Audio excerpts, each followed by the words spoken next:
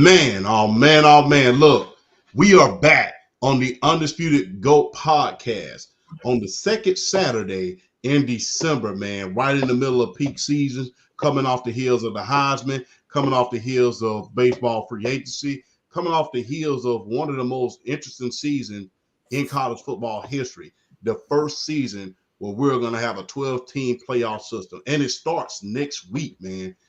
That is the beauty of it, man. We're in peak season of sports, man. Football, basketball, a little bit of everything. Everything is making the headlines nowadays. But we have a hell of a show ready for y'all, man.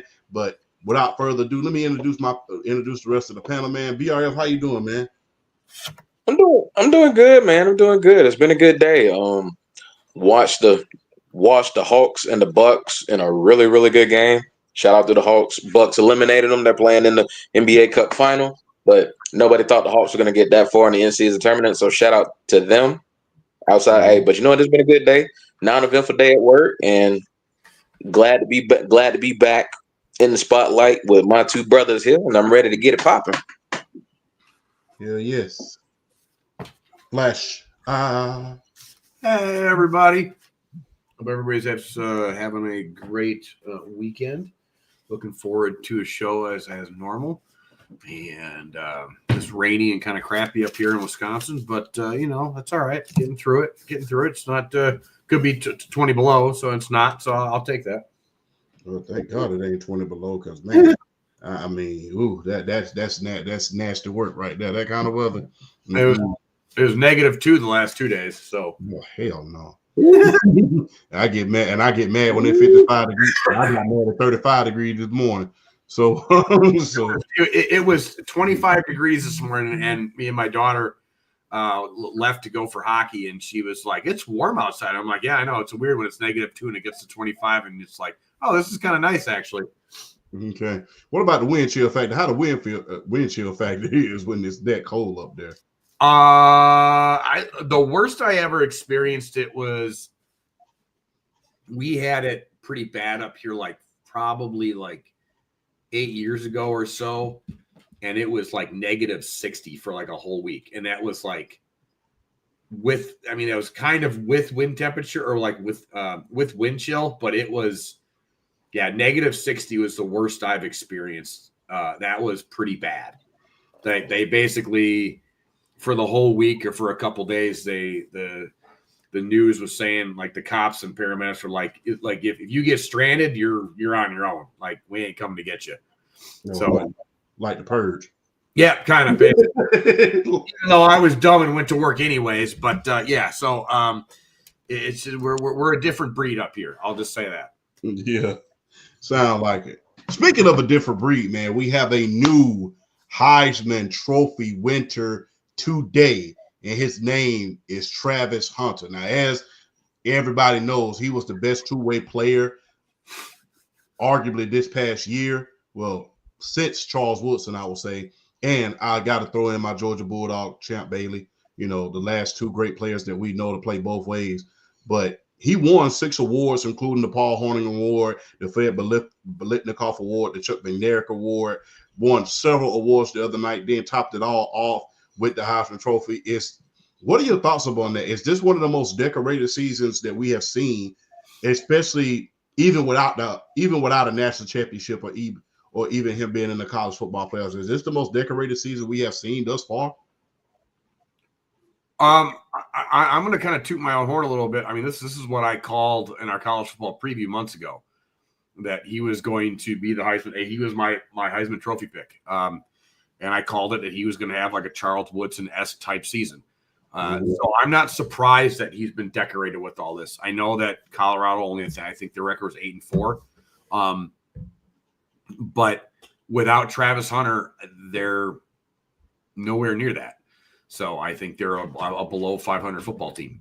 He made their defense a lot better, and even though and it wasn't that good in general, but he did make it all. He made a very bad defense better, and that offense, as good as Shador is, Travis Hunter made that offense click and run. So I'm not surprised by this. I think it's well deserved. I get the Ashton Genty push, especially as the days got closer to the Heisman Trophy announcement. But I just think it's the argument that I made last week. When you have a guy like Travis Hunter, it's a once in a generation type season, and that it's hard to pass up. No matter how much Ashton Genty, how good he was this year, that's hard to overlook a once in a generational type thing. So I'm not surprised. I think it's great. It is one of the most decorated. I'd have to look and see how it compares historically, but I think it's well deserved. Frank? It's definitely. I mean, it's definitely well deserved. And like I said, hey, I mean, I'm not gonna run from it. I'm gonna stand on business. I still probably would have given it to Ashton Genty because I still look at it. I still look at it from the standpoint. I get we've had running back seasons like this before, but I'm still looking at it from the standpoint of 30 total touchdowns and over 2,600 yards from scrimmage. So I'm also still looking at it from a 12-1 team that won their conference and made the college football playoff. But with Travis Hunter though, yeah, this has got to be, I mean, six awards. This has got to be like this is definitely one of the most decorated seasons of all time. And I guess the end is like, and it's not like he was like it wasn't just like he was really good. Like it wasn't like he was good. He was better on one. It's hard to make a case if he's a better wide receiver or a better corner. I mean, for me, I don't know. To be honestly, I guess I feel like looking at his film more, I think he would probably be a better wide receiver at the next level. Looking at his film, but still though, his instincts as a corner are not to be slept on. He was still a really, really good corner this year, and it's kind of hard to kind of like really. He was just great. He was just great both sides, and you can't really you can't knock the idea of him winning this award, and I'm happy for him. And I mean, just to seeing him and just seeing him thrive after all the noise people have been talking about them all year. Like, people not wanting them to succeed. Let's just keep it a buck. And them going out here and just Shador, in my opinion, probably going to be the number 1 overall pick in the draft. In my opinion, humble opinion. And then Travis Hunter, in my opinion, making his case to be a top 5 draft pick. I mean, this is like, as a guy who was rooting for the Colorado Buffaloes to succeed, to be honest with you, I am happy for him, and I'm glad he's getting this recognition because I remember when he was the best player in the country and decided to go to Jackson State over a Florida State, a Georgia. This man took a chance, went to Jackson State, and then he transfers to Colorado, and everything's paying off for him, and now he's like the best football player in the country. And honestly, if you're looking at it from a standpoint of just like what he's meant to the Colorado Buffaloes, I mean, you can't take this away. You can't take it away from him. So, like I said, I would have gave it to Ashton Genty just for the overall dominance he had for Boise State. But Travis Hunter, man, he's just that guy. He's just that guy to make the impact on offense and defense. You can't sleep on it. It's a little different too, because I mean, if you look back at Champ Bailey and Charles Woodson, they were more defensive players. Like their impact was on the defensive side of the ball than it was on the offensive side of the ball. And Travis Hunter, I feel like, is more on the offensive side. I'm not diminishing his defensive contributions, but if you look at the numbers, I know like offensive numbers are easier to look at and see, and they just pop because they're there. But I feel like his offense was more of the focal point in general than his defense. So that's a little different than what we saw with Champ Bailey and Charles Woodson, and even Deion Sanders to a lesser extent. I I wonder how it translates to the NFL, because we've seen guys like that. I classify Travis Hunter as a playmaker, and I wonder how that's going to translate to the NFL. Like, is he going to be like, because a lot of like some playmakers get to the NFL and they can't find their groove. Their groove, because they're so talented that they don't really find a specialty or a thing to go. And I'm curious what he's going to do at the level. I know he said he's going to play both offense and defense, but it's so much harder at that level. I'm really curious to see what he does. I am actually really also curious, like what you said, BR. Does he go in the top 5?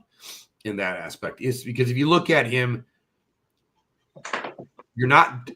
Is he a top 5 wide? Is he a top 5 draft pick wide receiver? Yes. You think so? He was top 5. He was top 5 in nearly every statistical category. I'm saying, is he like a Julio Jones, a Calvin Johnson? Is he worthy of a top 5 pick at that? He's not the best. That's the thing, though. I don't think he's the best wide receiver coming out in the draft. No. And I don't think he's a top 5 corner either. Like, yeah, in like terms of NFL prospect wise. This is why I think it's going to be really interesting, the team he goes to and where he goes in the draft. I think in terms of value, I think is where it's really going to help him, because he's already said he wants to be a two-way player at the next level. That's what I think throws him into top 5 consideration. The fact that he can do both really well, and a team that drafts him is going to highly, highly, strongly consider doing that at the beginning to see if he can make that impact. That's where I think he can be that's where I think he can go top 5. He's an like, you don't see it that often, but he's an athlete.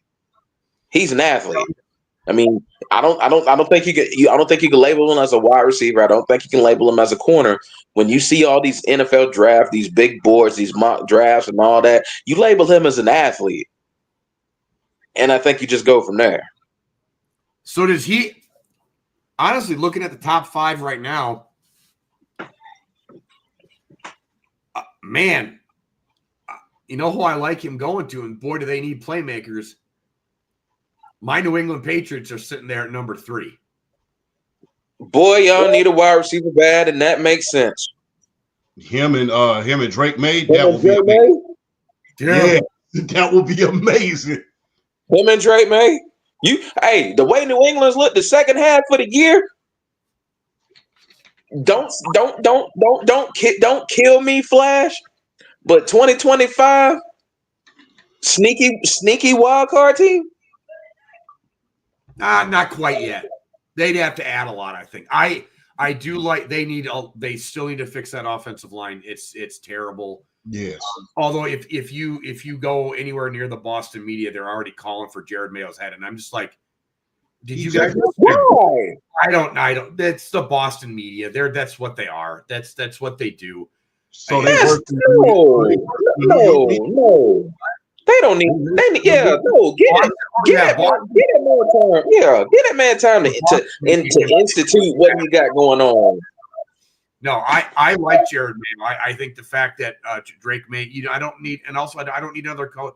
I don't want Drake May to go through a coaching change. It's just stupid. It's not warranted.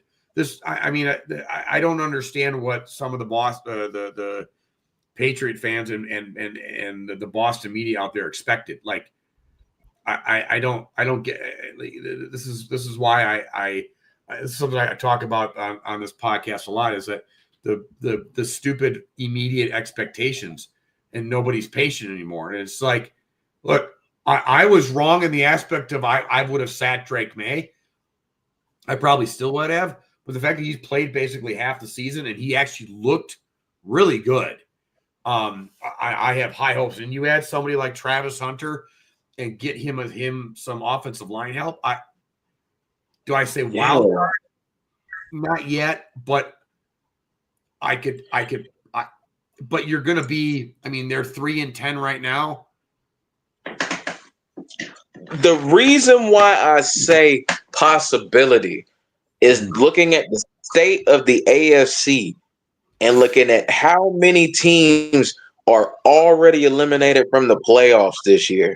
I'm just looking at the state of the AFC and how top heavy that conference is. I guess that's where I'm looking at it from that aspect. But I agree. I agree. They definitely need offensive line help. But I do think the progress of Drake May being better than anticipated, quicker than anticipated, is going to help speed this process up.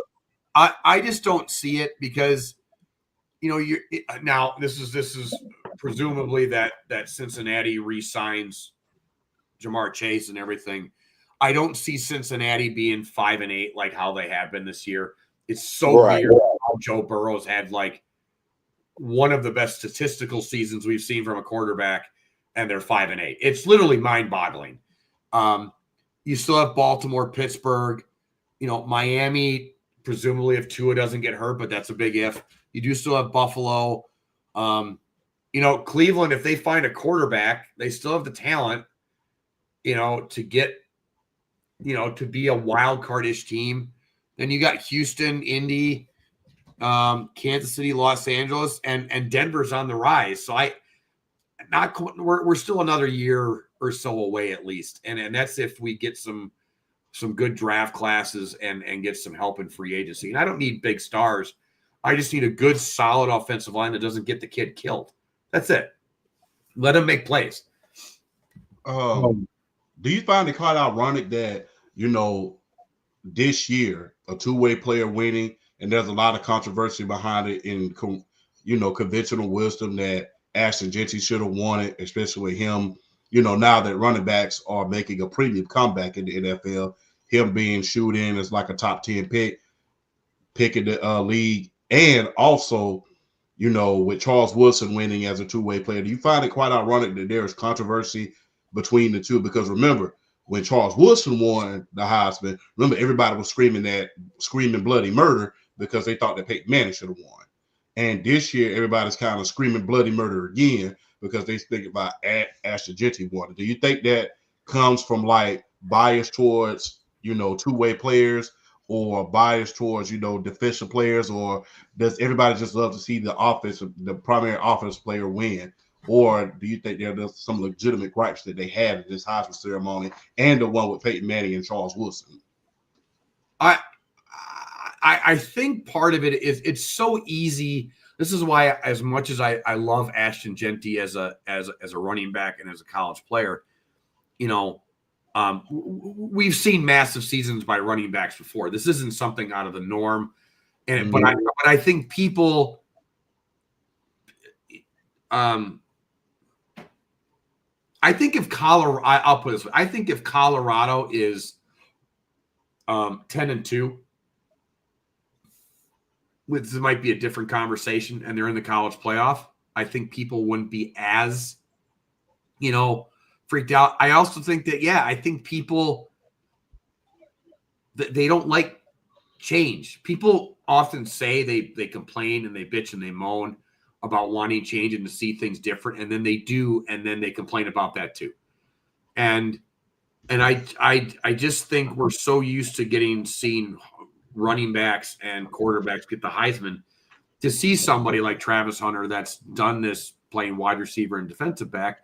I think people are going like, wait a minute, like, you know, and again, I think part of it is because I also think there's a little bit of bias against Colorado and Deion Sanders. There is that level of hate still, even though they played a lot better this year. So that probably factors into it too. But I you know, I also think people just like to complain. I think if Ashton Jeanty would have won it, I think you would have heard an outcry for Travis Hunter too. Mm-hmm.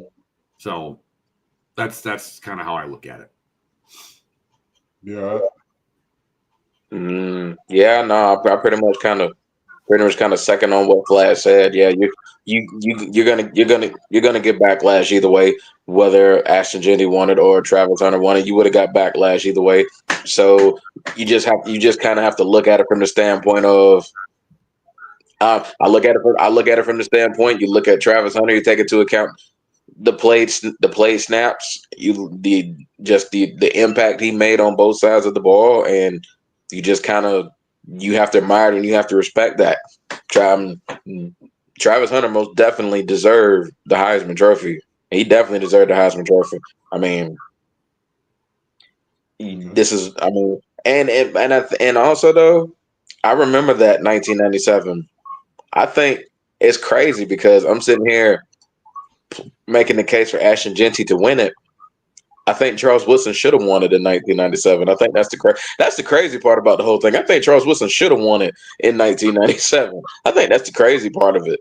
But yeah, no, it's just one of those things. Like, yeah, I mean, Flash pretty much hit the nail on the head. People gonna complain either way. Okay. So let's get into congratulations to Travis Hunter and the Colorado Buffs. I get the feeling that this is the beginning of the best part in Colorado. I don't think we've seen the last Heisman as long as Coach Prime is there come out of Colorado. I think we're definitely going to see Juju Lewis in the conversation within the next few years. But it remains to be seen, but I think we're definitely going to see it. Let's switch over to the NFL. Look, we all sometimes don't like our jobs. We all sometimes don't like our roles at our jobs. But, as three working men that's on this podcast, three hardworking men, I would say, we're going to show up and we're going to show out every single damn day. I mean, we're going to show up and show out. And if we don't, and if we're not feeling well, we're going to use the PTO days. We're going to use them paid time off days or them 6 days. And, if all else fails, them FMLA days. We know this already. However, what we're not going to do is get the damn work and just say, I don't feel like working today and walk out the damn job. That's exactly what Campbell did Thursday night on Thursday Night Football. He told his coach, I don't feel like playing today after Greenlaw came back. Greenlaw had been out for almost a year with the Achilles injury. And yeah, he was basically filling in for him for a while. And now that he's back, he didn't get a lot of playing time in the first half. And third quarter, he told the coach, I don't feel like playing today, and went to the locker room. And I think it was Friday afternoon, which I'm surprised it took that darn long because I didn't think they was going to let him get on the bus to go back to the facility. But they just cut him Friday. And what are y'all thoughts about that, man? Will he ever get a job in the NFL again? Or is it a Roddy Piper situation where, how he used to tell guys, you will never work in this town again, pertaining to Hollywood. But what do y'all think about that, man? Because like I said, we all have jobs, and some days you come to damn work and you just don't feel like doing it. It's not in you. But however, either you're going to use PTO or, you're going to tell the boss you're sick or something like that. But for you to just walk off the damn field and say, I don't feel like playing today, is kind of like crazy. And we have not seen anything like this since, Vontae Davis, when he retired in the middle of the game, a couple of years back, God rest his soul. But what do you guys thought, man? Whoever wants to go first, because that was one of the most asinine things I have seen in the history of me watching football.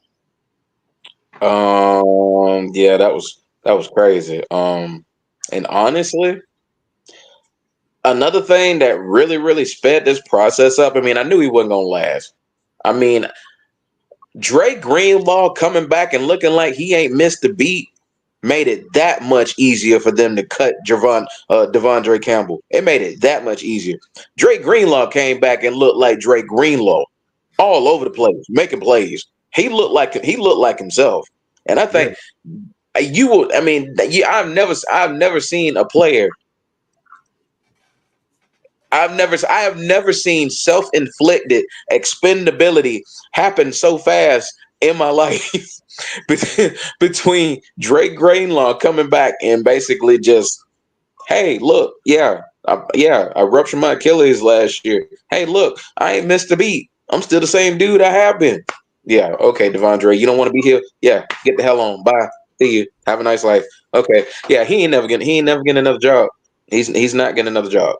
I don't think he's getting another job. I mean, and Champ, you can attest to this. Who drafted Devondre Campbell?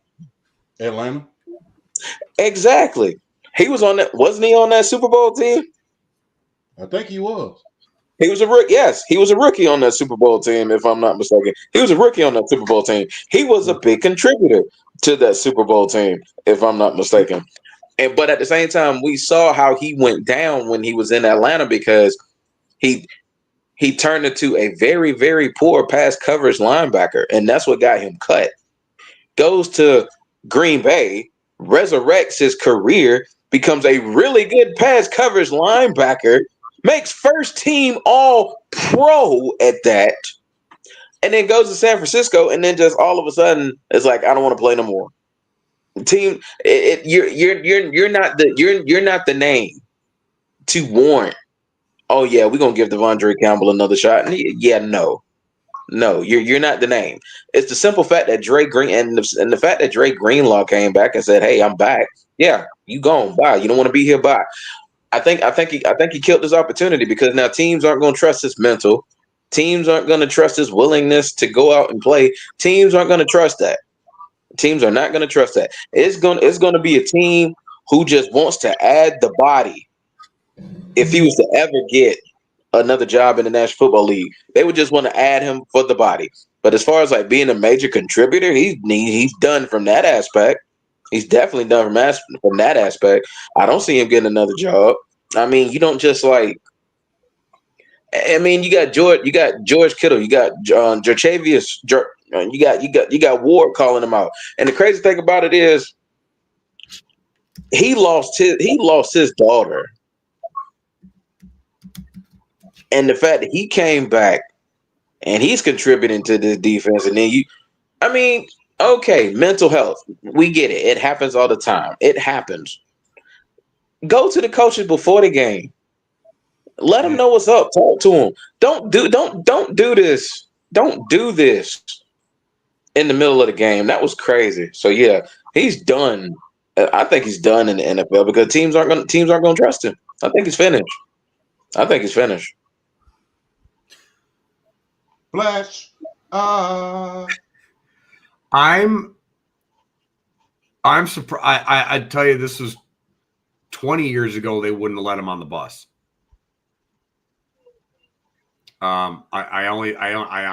mean, they one of the, I forgot who the player was. It was being. I'm sorry. I'm watching Saturday Night's Main Event. They let him do it. Oh, I'm sorry. He looks so good. He looks so good with that Wing Eagle Championship on.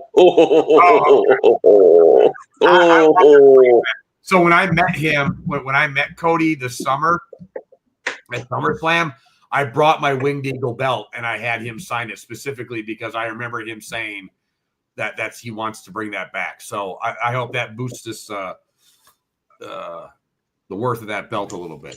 Anywho, look, if this was 20 years ago, I mean, like I said, like I think one of his teammates was being interviewed after the game, and they're like, "Oh yeah, he's going to get cut." And there were people on Twitter like, "Well, what about? Let's hear his side of the story." Like you don't quit on your team in the middle of the game like that. There is no story. Like you're not going to get the respect from your coaches, teammates if you just quit on your team like that. You just can't do that. It's not something that you can just get away with. And honestly, right now, no, I wouldn't sign him either if I was a coach. Why would you? What would be he's not an Antonio Brown. He's not a Michael Vick. He's not a all-worldly talent where you're like, all right, well, the possible stupidity won't outweigh the talent. Because that's usually what it is with anybody. Does your talent outweigh your stupidity? and he's not that guy. So no, I don't. I mean, maybe somebody next spring says we'll bring you in on the league minimum to a 1-year deal, but he's not getting any kind of money. I would. Why? Why would I? Because for one, he's been somewhat inconsistent as a player. So I would, as a coach or as a GM or a scout, I'd be like, I'd rather give it to a young guy that we're paying less already, has less miles on his body and everything else. So no, I don't. I'd be surprised if he gets signed. I don't even think a locker room would accept him. What if that's a big? You don't quit on your teammates. If you quit, it's the reason why. Honestly, AB could have gotten away with almost doing anything because he was AB. But the fact that he walked off in the middle of a game and quit on his teammates because his footy hurt, you were never going to see another locker room again. You weren't. You just weren't. You just weren't going to. At that point, you don't. There is no respect from the players, and it's more about the locker room accepting you than even the coaches. Mm-hmm. And I don't think the coaches would allow him in there because I don't think they would accept him. Hey, look, a lot of things can be forgiven. You know, a lot of people will forgive you with bad behavior. We've seen it in the NFL. A lot of people will forgive you missing a play. A lot of things can be forgiven in sports. But when you quit, that is the only thing that people remember. Ironically, and like I said, I made this joke last night when I know it was BRF who made the joke after I started calling Debo Samuel's Manos de Piedra on PSP's podcast last night. I remember he said that Devontae Campbell said no mas. And it's so ironic that Roberto Duran was one of the greatest boxers of all time. But the minute you bring his name up, the first thing everybody remembers is no mas. It's crazy. He's one of the greatest boxers, arguably, of all time. But the first thing you think about when you think about Roberto Duran, a.k.a. Manos de Piedra, is no mas. So, and the thing is, you think about that, and this happened way before social media happened. This happened way before social media was even thought about. So, and this, hey, because that's the first thing your fan base is going to say. Well, how the hell we know he's going to be great? He already quit on one team. What makes you think he ain't going to hang us out to dry when things don't go? It's going to be interesting to see what comes out. I want to see what comes out of this. And it better be some damn dramatic for you to quit. It better be some damn super dramatic. I'm talking about of biblical proportions. Because if it's not, and it comes out that you just had a little hissy fit, oh yeah, you're definitely not working in this town anymore. And in the great words of my father, your ass is grass. Dude. So I'm just being real. Basically. Your ass is grass because nobody's gonna. I mean, and you got to ask yourself what are the repercussions on the rest of your contract for this year, and if they don't void the rest of it because of conduct detrimental to the team. Yep. So you gotta. I hate to say this on the air, but you got a shitload you got to unpack for this. So, I mean, when the details come out on why he quit, it better be something dramatic. Otherwise, it's gonna be some smoke in the city. Otherwise, it's going to be some real smoke in the city when it comes to that. But look, any other comments y'all have? It doesn't sound like it was over anything like major. It's just like he didn't feel like going in because he felt he was getting the shaft. And it's like, dude, like, you know, I know I'm the old hat here, and I always talk about how, you know, the sports world and in general is getting kind of soft in a certain way. Yeah. But at the end of the day, like these locker rooms are there's still that military gladiator mentality in there, yes, especially with football. And that's the one thing you don't do is quit. Like that's, you know, there's no way a locker room would accept him. There's no way. Unless it was something like like the day before his mom died or something tragic really happened. That's different. But if you just quit because you just weren't playing enough, like, no. Hey, I'm gonna say this. Like I said, you better hope something. I mean, hopefully when he comes out and says his side, because an interview is coming. Somebody's gonna interview him.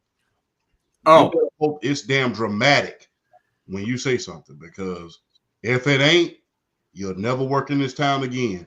Because guess what? Like I said, as great as Roberto Duran was, the only thing you remember, and like I said, he won several world championship fights after No Mas. But the only thing people remember about Roberto Duran, as great as he was and as great as he ended up being, is No Mas. So what about Scottie Pippen? Huh? Scottie Pippen. Yes. Good. Another good one. Is probably the best wing defender of all time. And honestly, him refusing to go onto the court because he wasn't getting the final shot is the thing that kills his legacy the most. Mm-hmm. I'll put it this way. This is a direct quote from George Kittle. I hope to never play with someone like Devondre Campbell again. That's a direct quote from George Kittle. He will never play another down in the NFL or be in another locker room. If a teammate is saying that about a former teammate is saying that about you, you are pretty much done. And like BRL said, the BRL point, and I don't mean to steal your thunder, BRL. I think he said this last night. Tre'Davious Ward, I'm not sure if I'm saying his name correctly. He lost his daughter, and remember, Ricky Pearsall got shot in the chest. Got shot in the chest. And I mean, one dude, you had a very, very dramatic loss in your family, and the other guy, you nearly 1 inch lower or upper. Then that's it. And they still are just carrying on this year. And like I said, he better hope either you got admitted to Arkham or something within the next couple of days. It better be something dramatic, because if it ain't, like I said, I don't see him. And like I said, it's going to be hard for you to gain respect in locker rooms. It's going to be hard for you to redeem yourself. Like I said, we've seen a lot of guys get forgiven for a hell of a lot of stuff in the NFL. We've seen it. We've seen some hardcore things happen in the NFL, and then guys were just forgiven and given a chance. If you don't believe that, look at Dante Stallworth. Mm-hmm. So look at that situation. But I will say this. Look, he's, like I said, he better hope it's dramatic.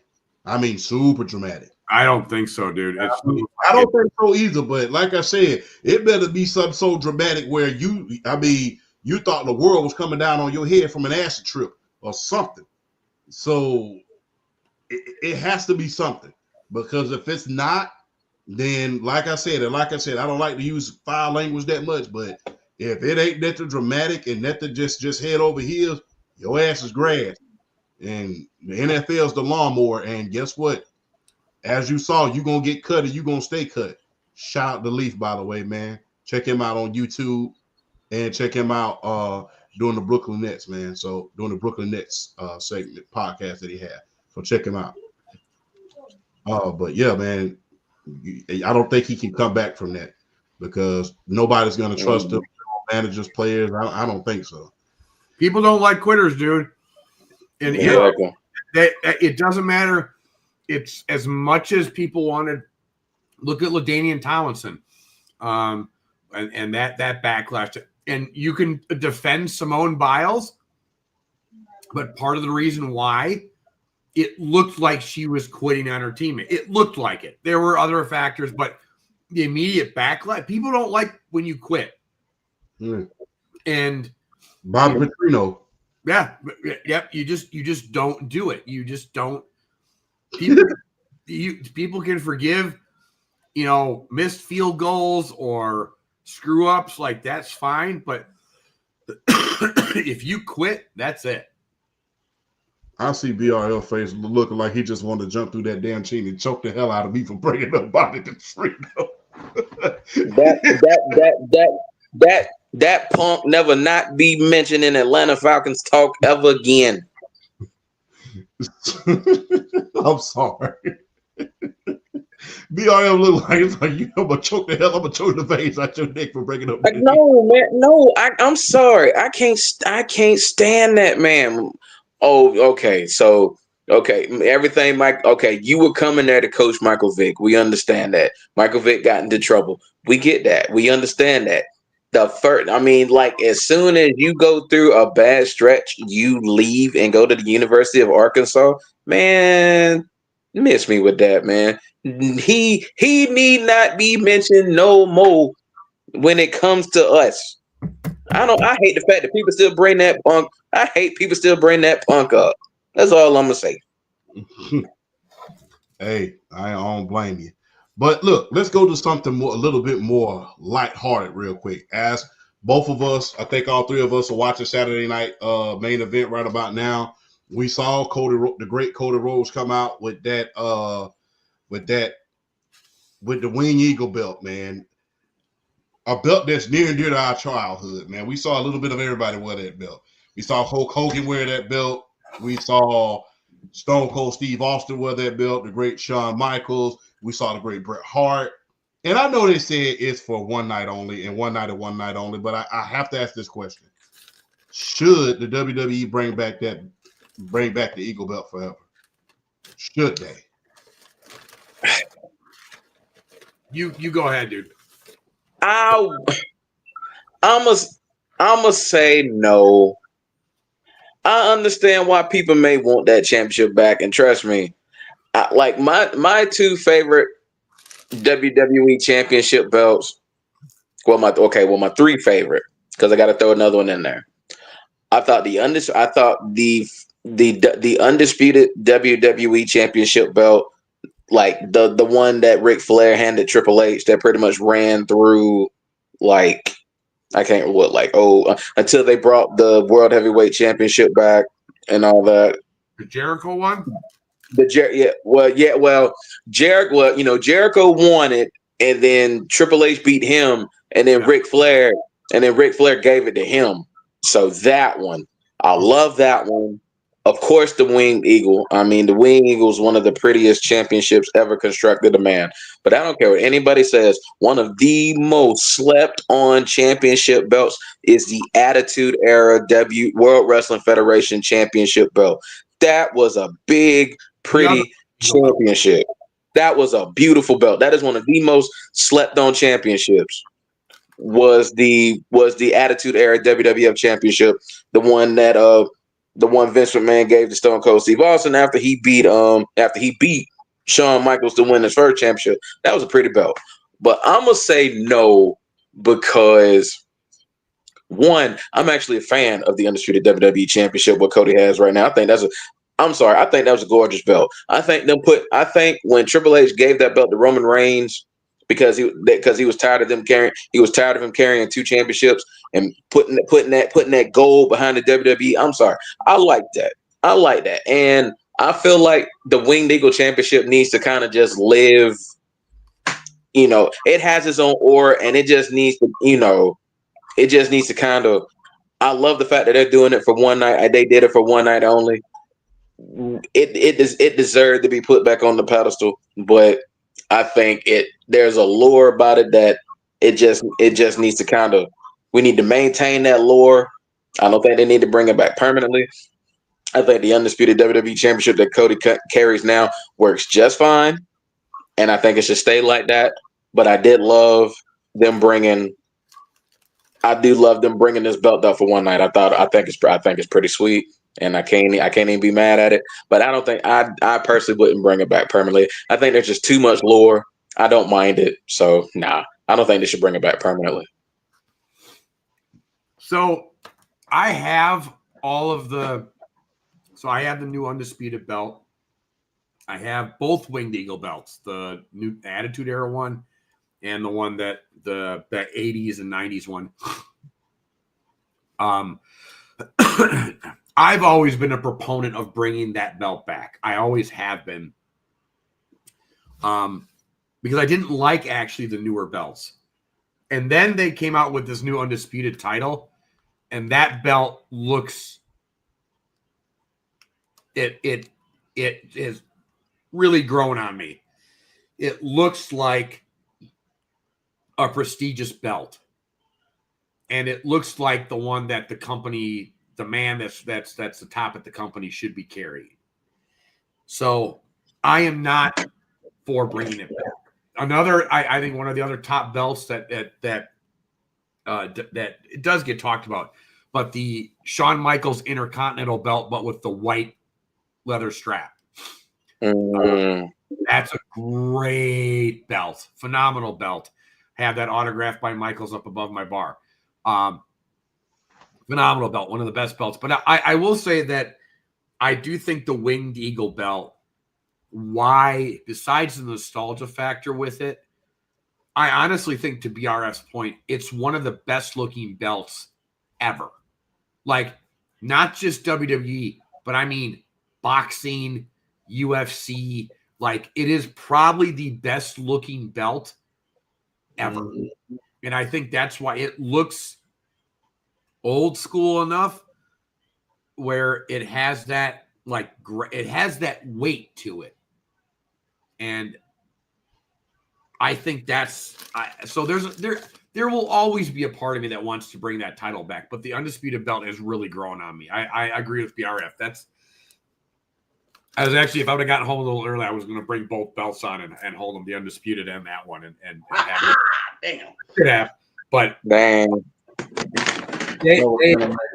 they are beautiful belts, and I'm okay with them just doing a one night only. Like, you know, they're having Jesse Ventura be the color commentator for one night only. This is a nod to that era, and I'm okay with it staying there. I'm okay with it staying. Some things should stay in your childhood, and not everything needs to be brought back. Okay. So, Champ, what do you think?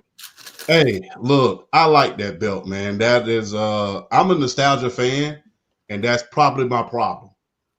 That's probably my problem, as you know. I don't like being the bitter old man. I try to change along with the times a little bit, but at the same time, some things are just hard to let go. That is a belt that I wanted to carry. That, hey, once I got one, I had me one of the little mini ones one time, and I was carrying that son of a gun around all over the place, carrying it around in school and stuff like that. Climbing up. It was an amazing belt. But for nostalgia purposes, I say yes. But the thing is, sometimes absence makes the heart go fonder. And it's kind of like bringing out your Nintendo only on the holidays when your older cousins come around in order to play Tecmo Bowl. You ain't got to play Tecmo Bowl every day. You ain't got to bring it out and just do that every day. Sometimes you just got to bring it out on Christmas and just have the Tecmo Bowl tournament every single Christmas and just put it up in the basement until it's time for you to bring it out again. You don't have to bring it out every day. So I agree with y'all. Nostalgia purposes, yes, you want to bring it back. But like I said, you don't have to play Tecmo Bowl every day. And that's my version of Tecmo Bowl. So you just play it every once in a while to reminisce with your friends, reminisce with your cousins, reminisce with your father, in my case, of how great the memories used to be, then wrap it up and put it up. Otherwise, you'll find yourself living in the past a little bit too much. But that's my opinion on it. Speaking of opinions, look, this is one of those subjects that even on TikTok, I've been kind of avoiding. I'm not gonna lie to you. I'm not gonna lie to you guys. I've been avoiding it like the plague. Because one of the greatest players in the WNBA, Caitlin Clark, did an interview with Time Magazine, and she's getting a lot of backlash. So basically, she was talking about how Black women built the league and how she's there in order to help them build the league and catapult the league. And she got a lot of backlash for those comments.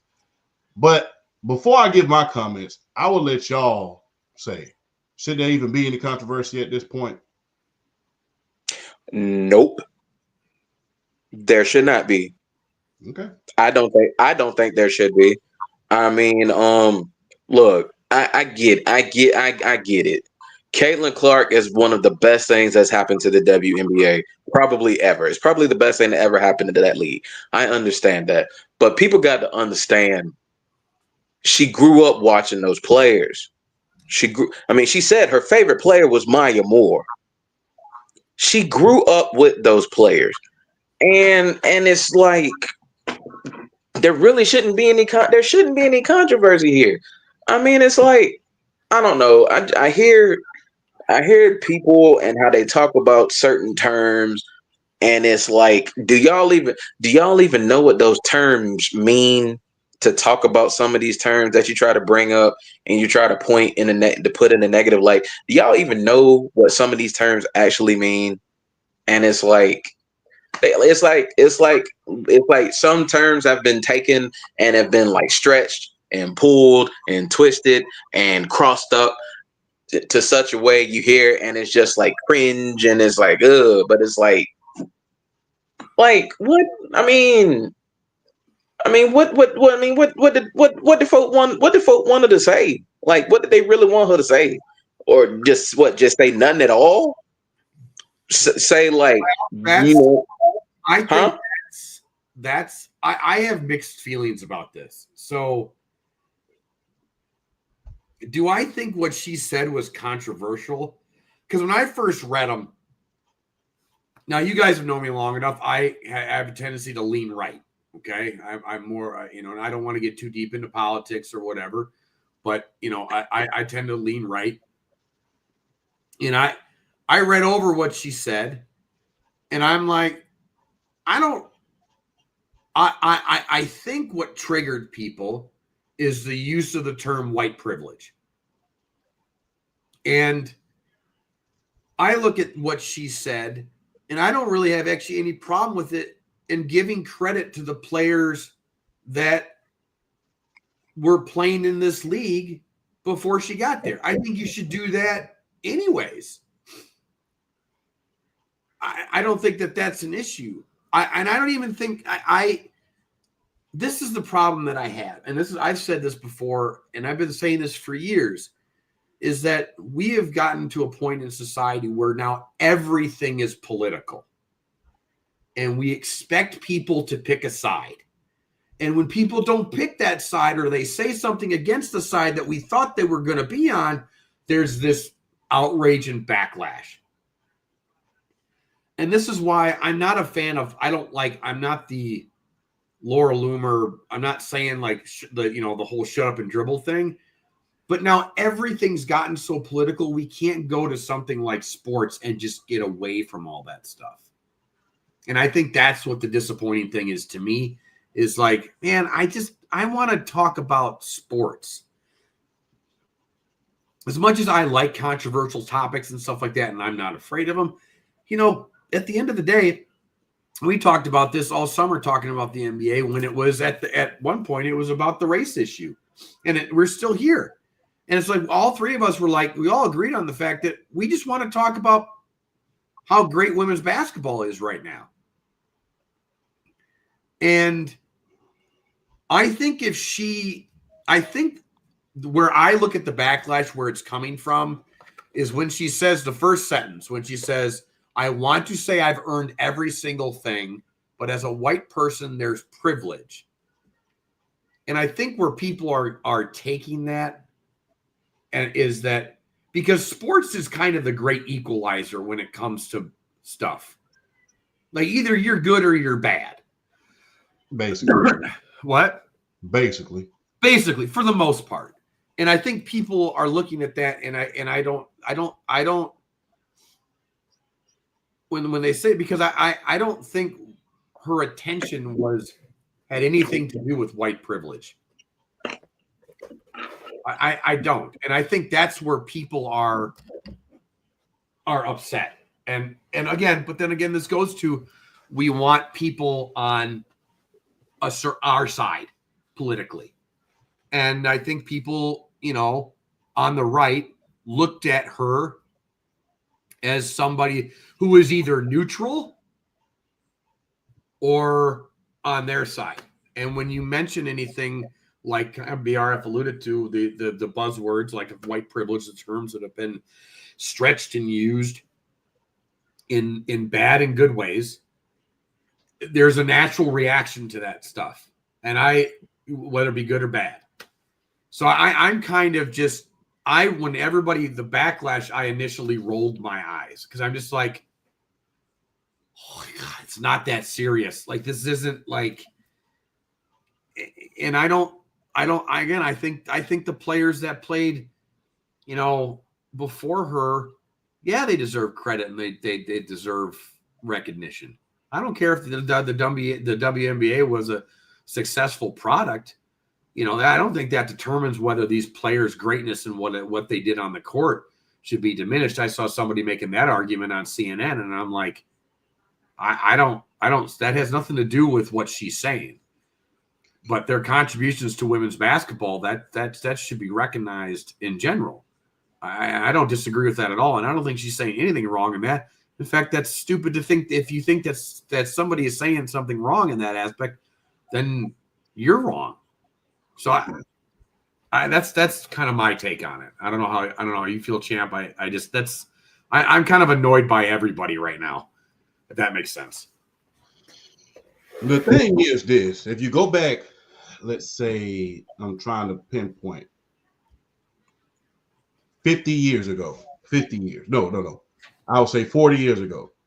Larry Bird said the same damn thing.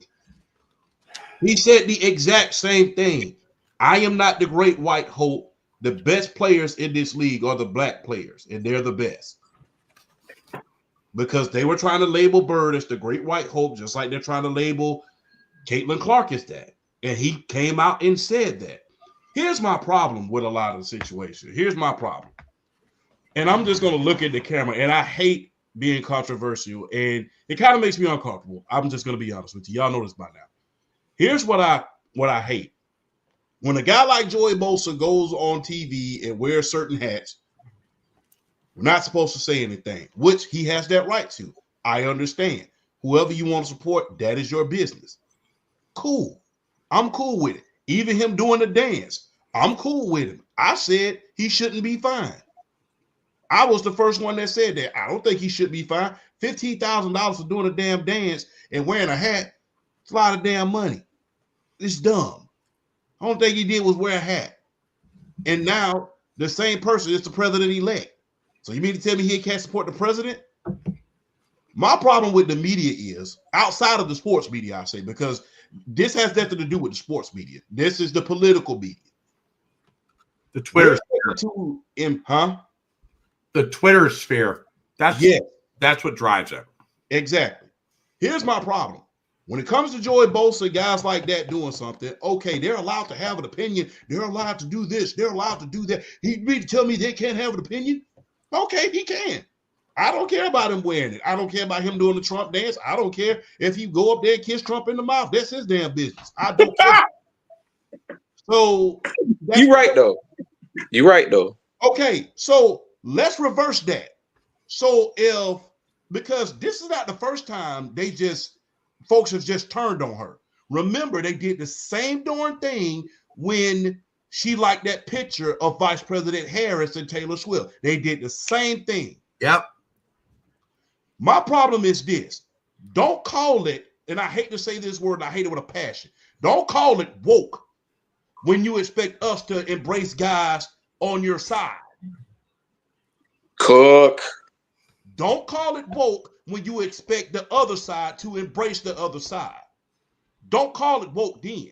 Because the thing is this. They have a right to a damn opinion as well. Cook.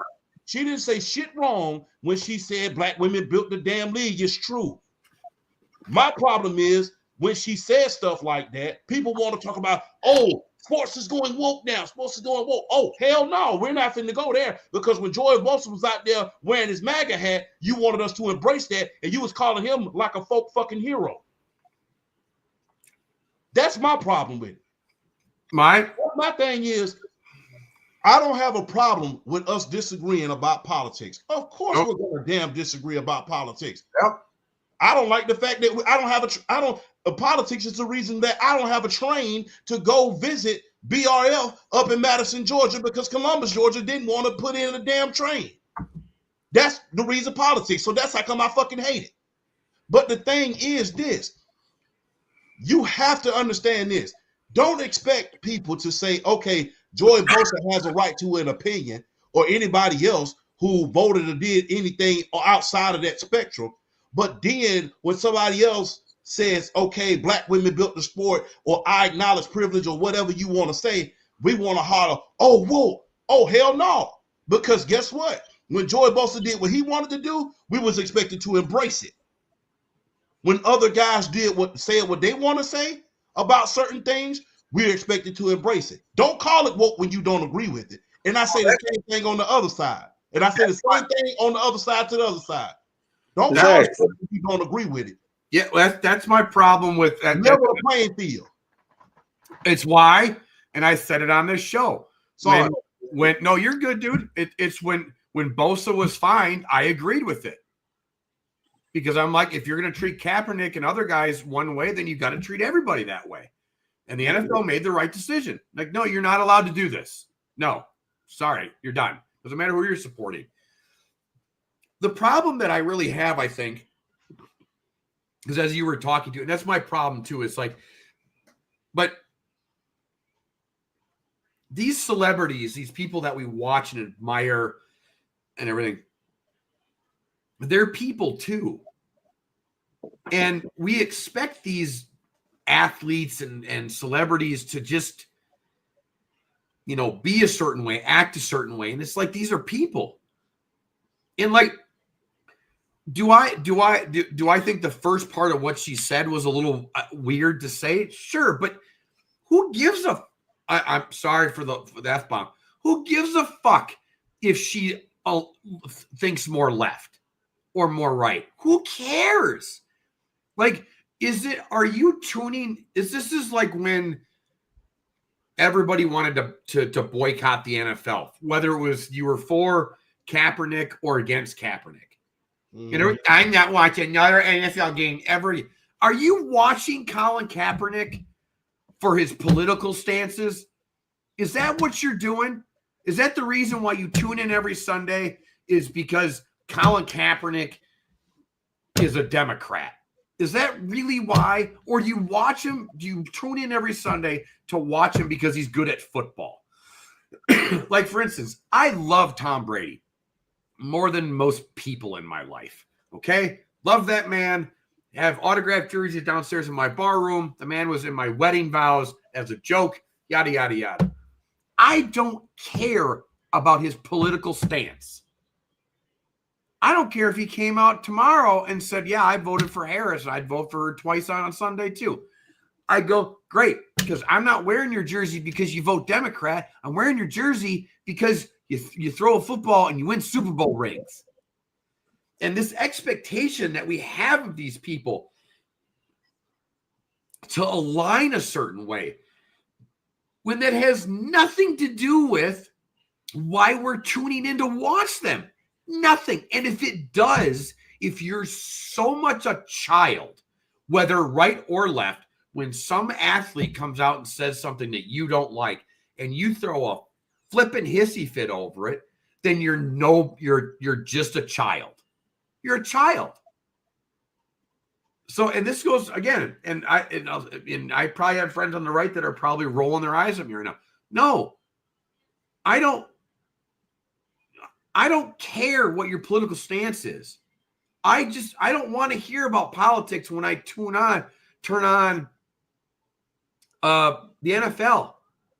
I don't care. I'm sitting there to watch and play football, or to watch football and enjoy that. And this shit's stupid. Like, I'm getting tired of it. It's caused people in our society to get brain rot. And it's just, including some of my friends that have just like gone stupid with some of this stuff. And I'm just like, guys, like, come on. Like, that's enough. Like, again, like, just because, even if you don't agree with what she said, so what? That's my rant. My rant's done now. I needed to articulate that better, and that's the best I can do. It's okay. It's okay because both of y'all both of y'all cook with every batch of grease in the kitchen. Let you call it for what it is. Y'all cook. Y'all on point. And I'll add a little bit in there too, because y'all were very, very, very, very eloquent in what y'all said, and y'all were well spoken in what y'all said. And that's why I love y'all brothers, and I got mad respect for y'all because y'all were very eloquent in what y'all said. But I mean, and Flash, you touched on it. It's like, yeah. And it's not, and here's the thing though, it's not just the word white privilege that gets thrown around and stretched and all that stuff. Champ, you said it. It's DEI and woke. And you know exactly what I'm talking. You know exactly where I'm coming from when I say that. You know exactly what I'm talking about. That's why it's like I say, if you don't understand meanings of certain terms, shut up talking about it and move on with your life. Because this is why I say conversations need to be had. Otherwise, we're just going to be stuck in a rut in this country until conversations are had and people understand why the other side feel a certain way about certain things. And if folks can't come to a middle ground about certain things, we're going to be forever in this rut as a country. But yes, sports has to be that common ground where we can get away from all this stuff. But I also feel like it's one of those situations where it's like either both sides are allowed to have an opinion or nobody's allowed to have an opinion.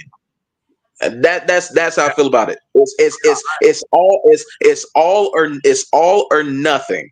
Because I'll give you because there's been examples all through sports, like it was like LeBron James and Kevin Durant speaking out, President Trump's first term, and Laura Ingraham with the whole shut up and dribble thing. But then the Drew Brees situation happened, and then everything happened afterwards, the aftermath after that. And then you heard people like, well, all he was doing was speaking as an opinion. And I'm just like, did y'all just hear how 180 you just turned in the matter of days? Look, as somebody that leans right, it's a problem that I see on the right. There's contradictions by both sides of certain, well, you do this, it's okay for us to do this, but they both sides do it. Both ideological sides do it. But it's something that I do see, and I'm just like, no. Like, Caitlin Clark deserves her opinion. She can have it too. I don't, again, I'm not tuning in to watch Angel Reese and Caitlin Clark argue about politics. Nope. I don't care about that. I will say, as much as I don't agree with the shut up and dribble thing, I do miss the days of Michael Jordan coming out and saying Republicans buy sneakers too. There is a part of me that misses that, of just like, look, I'm not here to talk about politics. You want something fixed, then go talk to your governor or your senator or your house or your representative. Like, and there's something to that a little bit. Like, no offense to LeBron James, I don't give a flying rat butt what LeBron James thinks about politics. What his opinion is not going to change my opinion. And for that matter, I don't care what Joey Bosa thinks either, because I don't go to them for their political opinion. And I think we have elevated these people, not just athletes, but celebrities in general. I mean, we saw it on the campaign trail, a lot of it on the Democrat side, but also on the side of the right too, and we put these people on a pedestal up to the point of like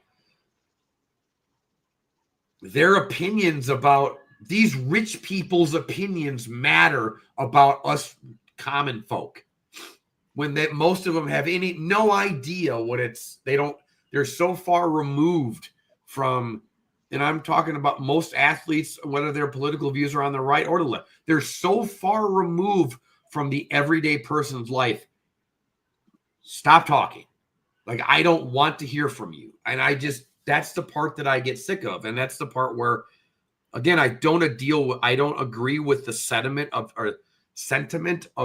shut up and dribble, but I do miss the days of Michael Jordan and Joe Montana going like, you know what? That's not what I'm here for.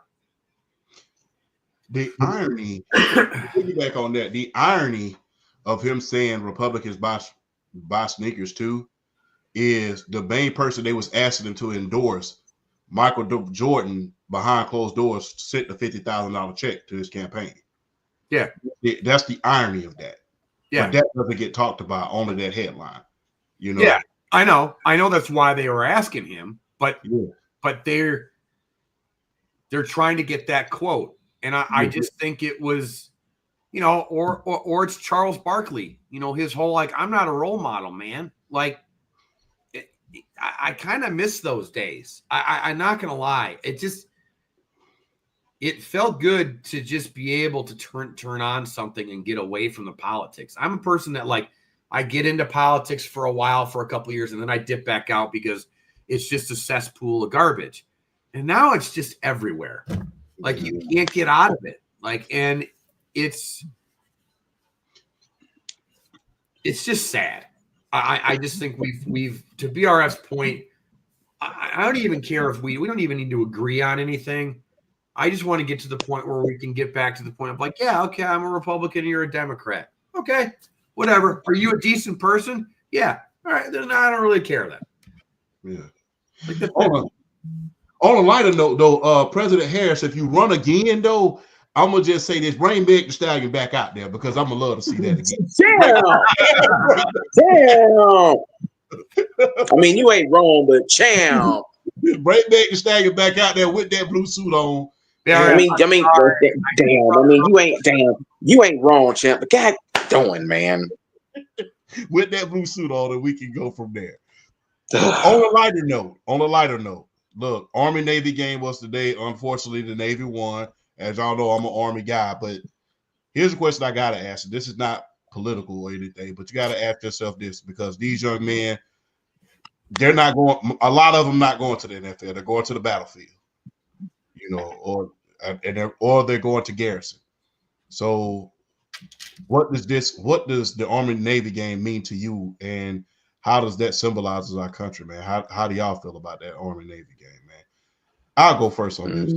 You're okay. good. You go first. You're the veteran, dude. This would be your Army Navy game means a lot to me because I wanted to go to a service academy. I didn't have the grades at that point. I had a 3.7, and you had to be a 4.0 or higher, from what they told me, I would say. You know, but to see those young men playing and knowing that a lot of them are going to be our future leaders, our future politicians, our future Army officers, is very, very special to me. Those West Point graduates and Annapolis graduates personify discipline. They personify a lot of great things. And for them to be as young as they are, and for you to be able to work the schedule that they have and they go out there and play on Saturday, that's amazing. Because their schedule, they talk about the average college football player, those schedules that they have are not easy. They don't go lights out until 11:30 at night. And then, as you know, you still got to have your behind up at 5 in the morning for call. So for those guys to have their own special day dedicated to them, to say these are the future leaders of our country on the battlefield, in politics, and everywhere, because some of these guys, some of these young men and young women, I will say, will end up being the chief of staff, will end up being the commandants, will end up being generals, will end up being major, will end up being garrison commanders, brigadier generals, things of that nature, long after I'm long gone. That is special. And I watch that game every single year. Like I said, unfortunately, Navy, y'all got the best of us this year. But to see that game every single year, it makes my heart cry, because I remember seeing that. I lived through being in the Army for 8 years.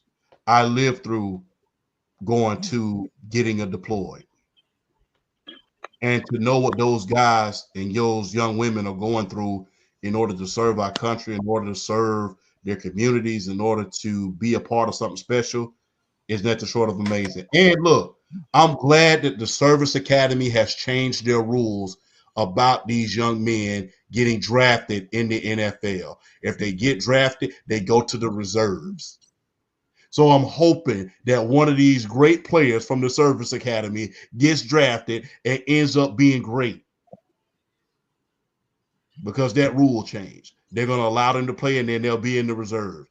That'll be special.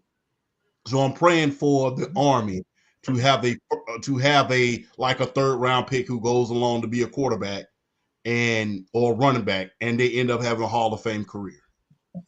I'm praying for that. But to see those players are built different. Those players and those officers from those academies are different. So to see them not only do what they do, but to play football as well, that is special to me personally. And I salute them just as I saluted you when I was serving. And like I said, that game's near and dear to my heart. Like I said, unfortunately, Navy, y'all got the best of us. But you know what? We didn't get you on the wash, but we'll get you on the rinse. Black Knights forever, though.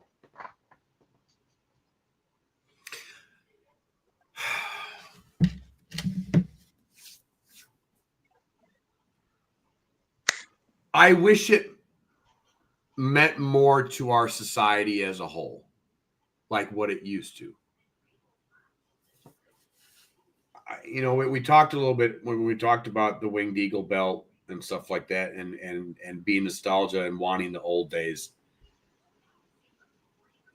The market of entertainment is so saturated now, including sports entertainment. I was talking about with my roommate about the current NBA in-season tournament and how stupid I think it is, because nobody cares if you win. Nobody really. All anybody cares about is winning the title, the actual title. And I'm not going to get sidetracked in a whole different thing, but the NBA is trying to make the regular season relevant again. And the problem is when we were young, you didn't get the opportunity to turn on an NBA game every night of the week and watch it. You had to wait until Sunday for the NBA on NBC. And you had to wait to watch that. So it was special. And the Army-Navy game used to be one of the biggest college football games every single year. And in our lifetime, it's changed. It's not that anymore, and I wish it was. And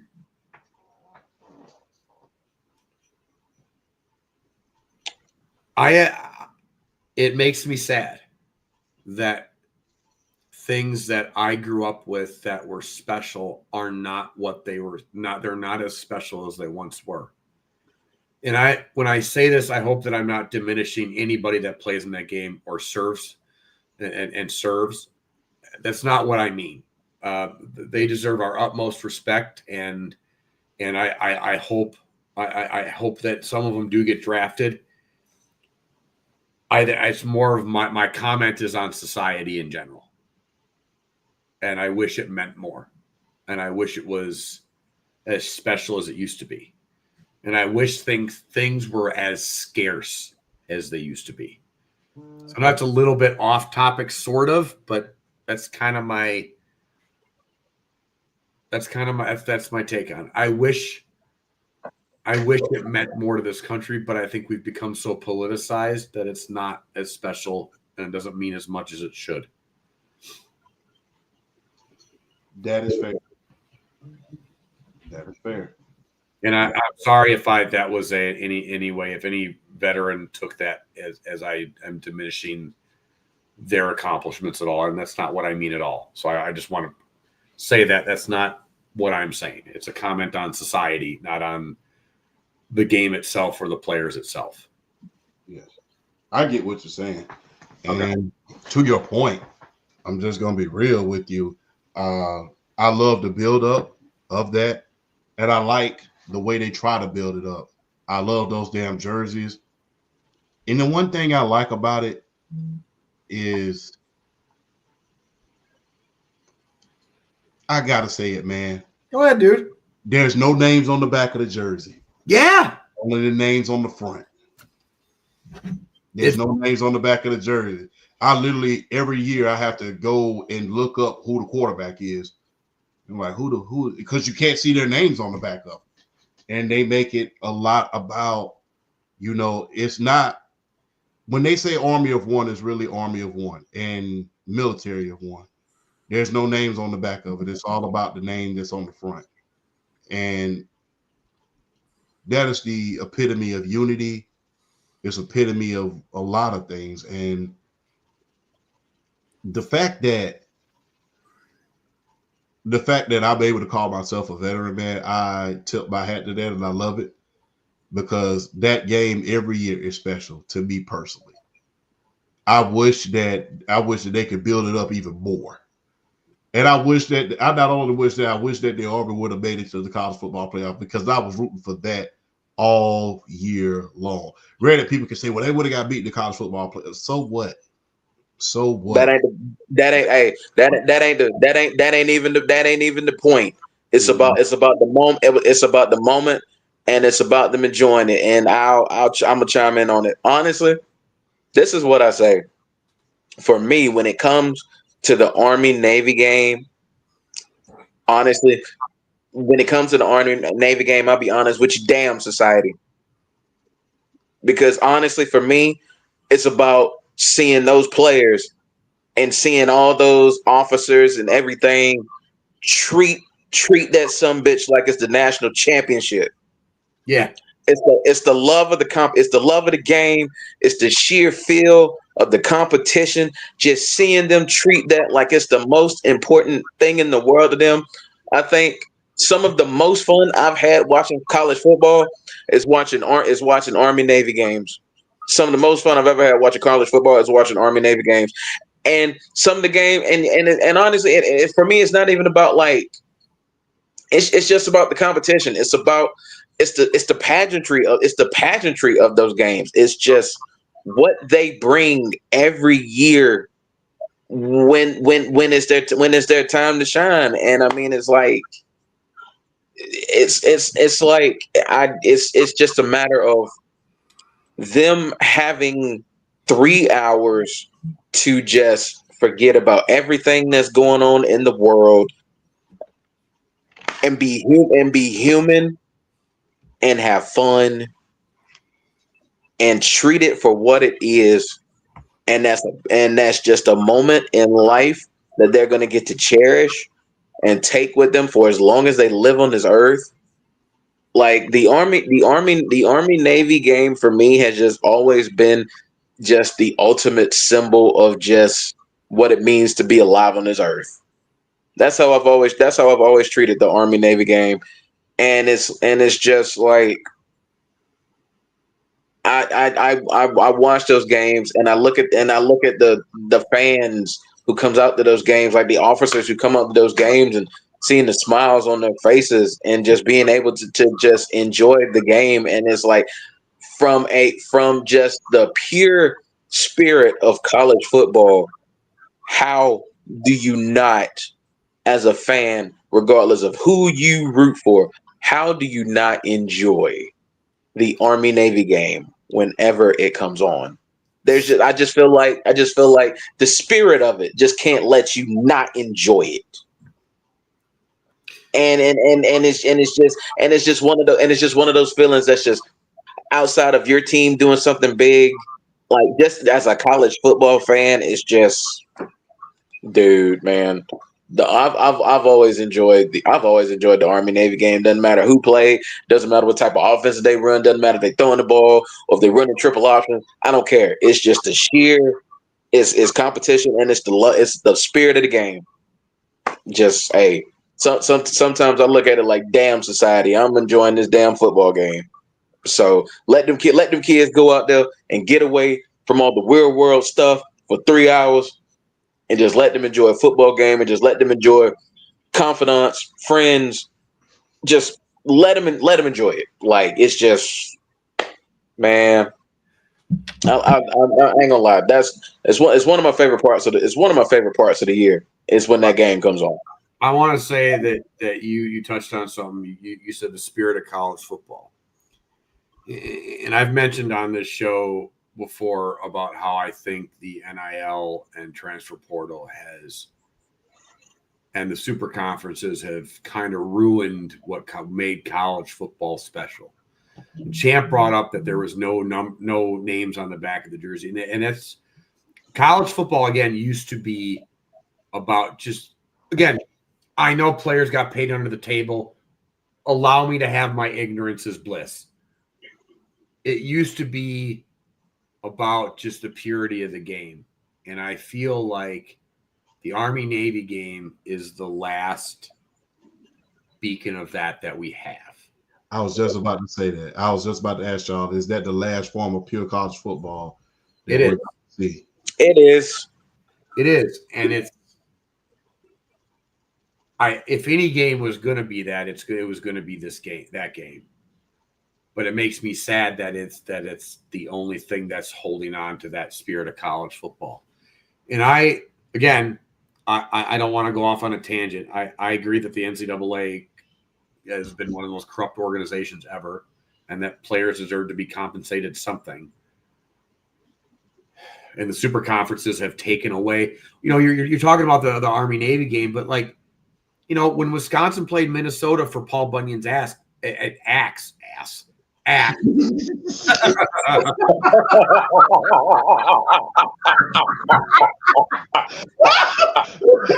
Oh my god! Oh god! Blooper alert! Blooper alert! Blooper alert!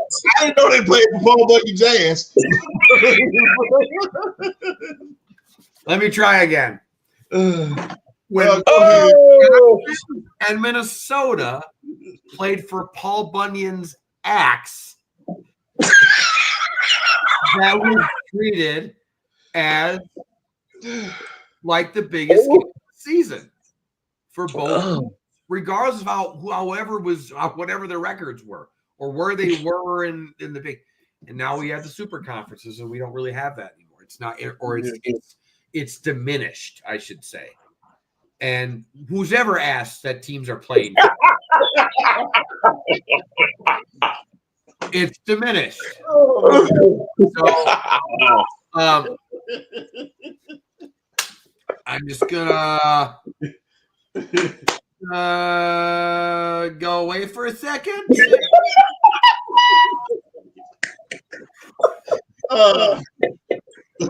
This is why I like it, man. This is why I like it. You talk about something pure, you cannot. Flash got me crying, bro. He got me crying, bro. A shout out to all the military veterans, my battle buddies, man. Army, don't worry about it. We'll get them next year. Hey, no matter what, Army versus Navy, we still a military of one. So, you know, and guess what? When it comes to what matters, you get what I'm saying? We undefeated. But champ, please clip this for the love of God and everything that is holy. Please clip this video. Play for that. But, I mean, well, yes, without edit, let that sucker run clean straight through. Once again, why we are the big three? Because we give it to you raw each and every week. I mean, no, man. Really, but, yeah, but moving on. Speaking of speaking of ass, Bill Belichick.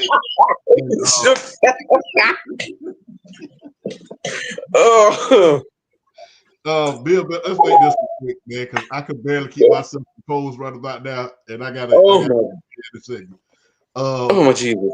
Speaking of ass, Bill Belichick and his girlfriend are going to Chapel Hill. Y'all think they're gonna succeed? As a couple, no, because now he has access to all the 20-something-year-olds he wants to. We're gonna turn Bill Belichick into a pure sugar daddy. I'm telling you, we don't need to do this. We don't need to do this. Bravo. I don't care how many people come out and say that it's creepy now and blah, blah, blah, blah. bravo to him, because if we're that age and to be able to walking around town with that. Oh. Now, talk about playing for some ass, but I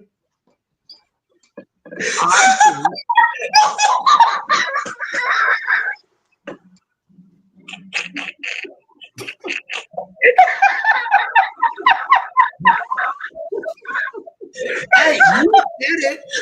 You said, Champ, his girlfriend and him are Hill. Know that we were all of a sudden on The View.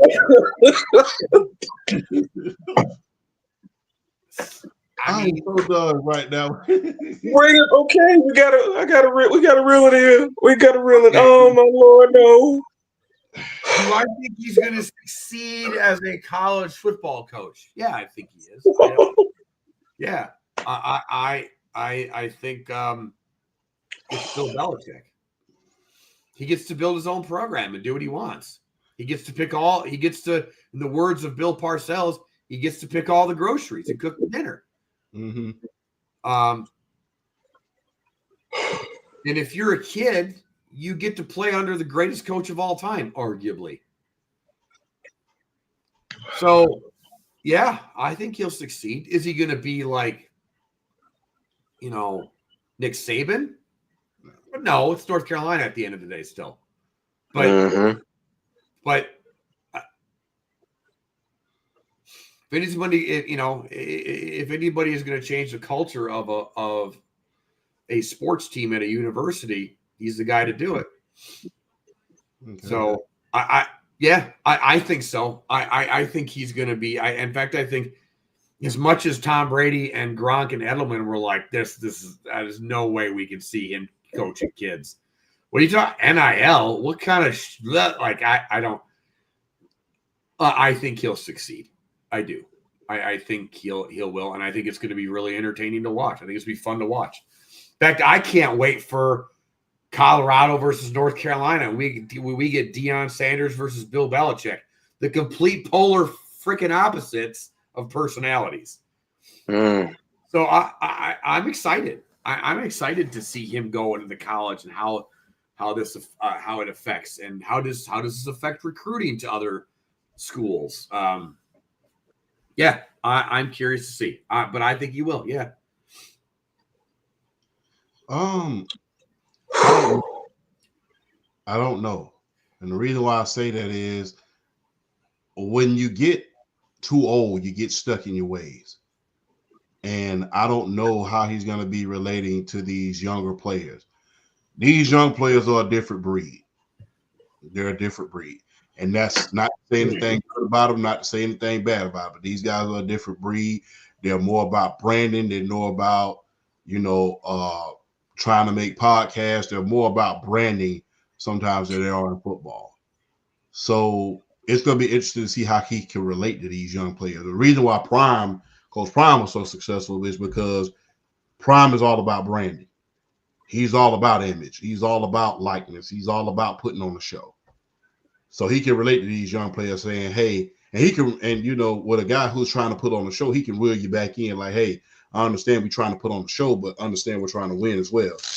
I don't know how Bill Belichick is going to be able to relate to these young players and how, he's going to be able to reel them in if he, in fact, becomes a player's coach, if you will.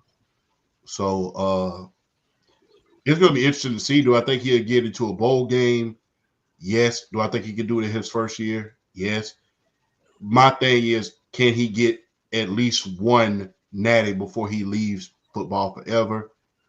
And that's not according to my standards. That's according to the Bill Belichick standard. Belichick is all about winning championships. Do I think he can do that before he leaves? I don't know for that for sure. Because like I said, these new players, like I said, it's not anything bad because hell, if in 2005 you would have told me, hey, Stephon, I'm going to give you $1 million to go to college, and I'm going to give you a red Ferrari. All the thing you got to do is play running back, and you can start up a podcast. You can start up anything you want to. You think I would have signed that contract to join the Army? Probably not. I probably would have signed that $1 million contract, take my ass to school, and drive red Ferraris and be around cheerleaders all the day after the fact and go to frat parties. So yeah, I took it that day. And anybody saying they wouldn't have is either you're dumb or you're simple. So that's just my opinion on it. So because I believe wholeheartedly in this. There's guys like Flash, who I will give a lot of credit to, who love the purity of the game for what it was, and I will give him a lot of credit for that. He loved the purity of the game because of for what it was and how it was represented. But there's a lot of blankety blank old heads like myself who was just jealous of these young kids. We just gonna keep it real because they didn't have that when they was kids. Let these kids have their time. It's their time to go drive. I understand we're not used to getting red Ferraris and driving Corvettes until we get into our 40s and shit like that. But hey, imagine if it was your son. As long as you keeping yourself in line and not out here getting in trouble, I ain't got no problem with it. But yeah, I don't know how successful he's going to be at Chapel Hill, especially with it not being a powerhouse in college football. We've seen a few players come there. We've seen Julius Peppers, Lawrence Taylor, a few guys, but it's not a powerhouse. No, but I think though that the thing that everything I've read, his biggest thing is being able to teach the game, and I think that's what he'll be able to do. Do I think he wins a national title? No, probably not. It's North Carolina again. It's North Carolina at the end of the day, but I do think he boosts that program. I don't know. I like the move. I didn't like him in any situation, honestly, in the NFL. Every situation felt weird for him to go to, whether it had been like Atlanta at one point, that was flirted with before they hired whoever they got now. Dallas has always been the hot topic, but like, can you imagine him and Jerry Jones coexisting? No.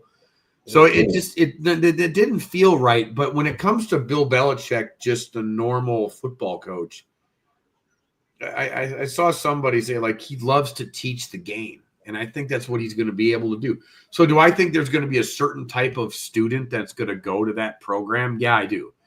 Do I think the student that wants the Ferrari and wants the image and to build their brand necessarily want to go to North Carolina and play for Bill Belichick? No, probably not. But to say he didn't allow personalities like Julian Edelman and Gronkowski have some of the biggest personalities that we've ever seen, especially Gronk in the NFL. And he was okay.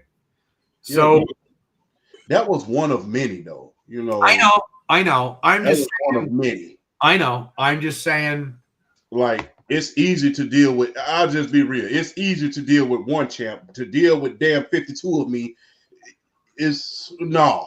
I'm just gonna be real. No, I know. I'm just gonna be real. I know. But it is there, and apparently, I've always heard behind closed doors, he's a little bit more. He's got his personality behind closed doors. So, I'm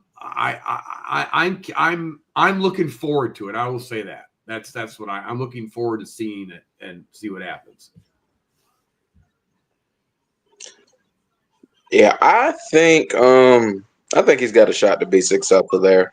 I mean, when you're Bill Belichick and you're one of the greatest minds in the history of the sport, I mean, and especially when you like Flash says, when you enjoy just the aspect of just the pure aspect of teaching the game of football, I think he's going to have to go in with a mindset knowing that he's dealing with, kids. He's dealing with 18, 19, 20, 21, 22-year-old kids. He's dealing with kids all the time. And he's got experience right now. He's been dealing with a 23-year-old already for the last, year or so. So it's not like it's out of the realm of possibility. I mean, it's not like he doesn't have any experience doing it. He's doing it right now.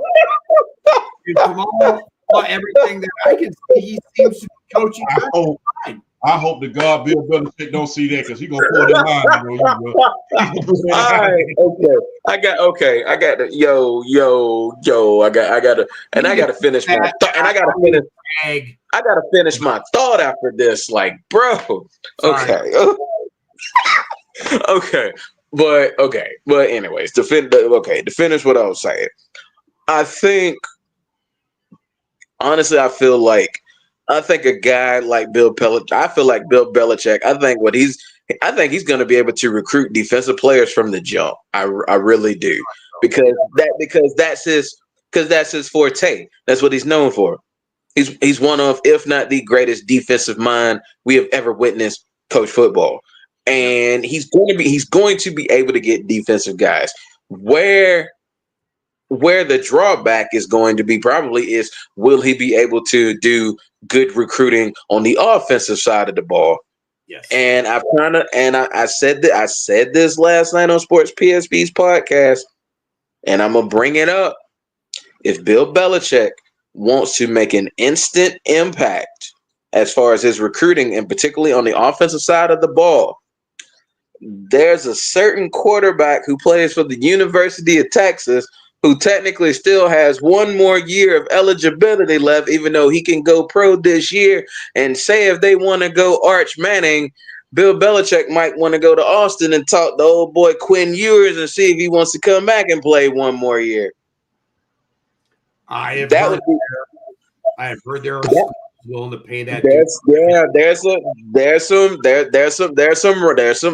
some rumblings that he might want to do that. So if he wants to make an immediate impact recruiting offensive players from the jump, you get an established quarterback like a Quinn Ewers, you might have something.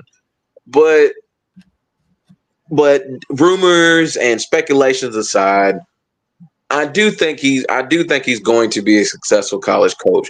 Maybe not national championship level, because like we said, at the end of the day, it's still the North Carolina Tar Heels, and they are, I mean, let's face it, they're a basketball school. So it's mainly about mainly about, bringing, improving, bringing that cachet that comes with Bill Belichick to bring something to that school and try to attract players to come to North Carolina when they can go to Clemson, when they can go to Miami, when they can go to Georgia, when they can go to Florida, when they can go to Texas, when they can go to Bama. And that's the thing though. It's not that he's going to a school. He's going to a school in the Southeast where recruiting is just like, recruiting is like hell trying to recruit in the Southeast when you got all of these big time schools getting all these talented players. So even though it's Bill Belichick and he has the name and he does have the cachet, when you're trying to recruit against a Dabo, when you're trying to recruit against a Kirby Smart, I mean, hey, let's face it. Kalen DeBoer hasn't had the best first year in Alabama, losing 3 games. But I mean, we saw it in Washington. He's a pretty good recruiter. So I mean, he's got guys he's going to have to contend with as far as his recruiting. It's just like a whole different ball game, like reporting to ADs and just so many different things with college as opposed to just doing it in the pros. But I do think as smart, as high of an IQ as he has, as smart as a coach as I think he is, I think he's going to find a way to he's going to bring credibility to that program. He's going to be able to establish something in that program and kind of raise its stock in the eyes of just casual fans for the most part. I think he's going to be able to do that at North Carolina. I don't know about championships, but I mean, would it shock me if he's contending for an ACC title? No, it wouldn't shock me at all. Because I mean, it's not like it's the ACC. It's not like you got to go through a whole bunch of powerhouses to win the ACC. So it wouldn't shock me at all if during his time there he was to mess around and just get him an ACC title. It wouldn't shock me at all. But I do think he's gonna have a good run in North Carolina, and I do think he's gonna win some games, and I do think he's gonna be. I do think he's gonna do good down there. But the main thing is just, I mean, Champ, you said it. It's his relatability, and that's really the most important thing with a coach like him being in his 70s. I mean, it's like the most important. It's like the most important. It's like the most important thing with him as far as his relatability, and will he be able to speak with these young guys and talk to these young guys and be able to kind of find some middle ground. If you can't, I mean, he's not going to be able to get on their level as far as stuff like that, but find the middle ground and just find some relatability with these players to be able to draw them in and coach them and be successful. So he's got some things working for him, but he's got some things working against him. But I feel like if any coach can make something happen, it's definitely Bill Belichick. Hey, greatest coach of all time. So, hey, can't go nowhere but up. One second. Let me go back out and go back in. Okay.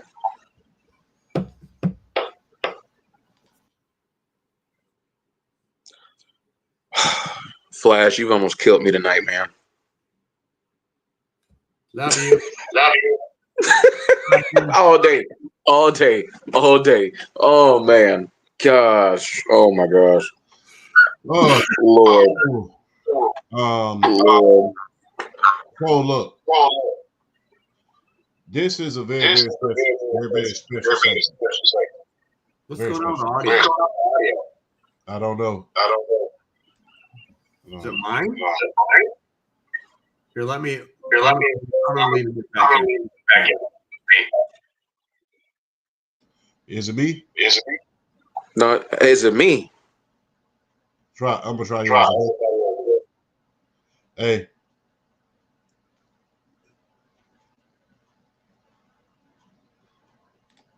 Okay.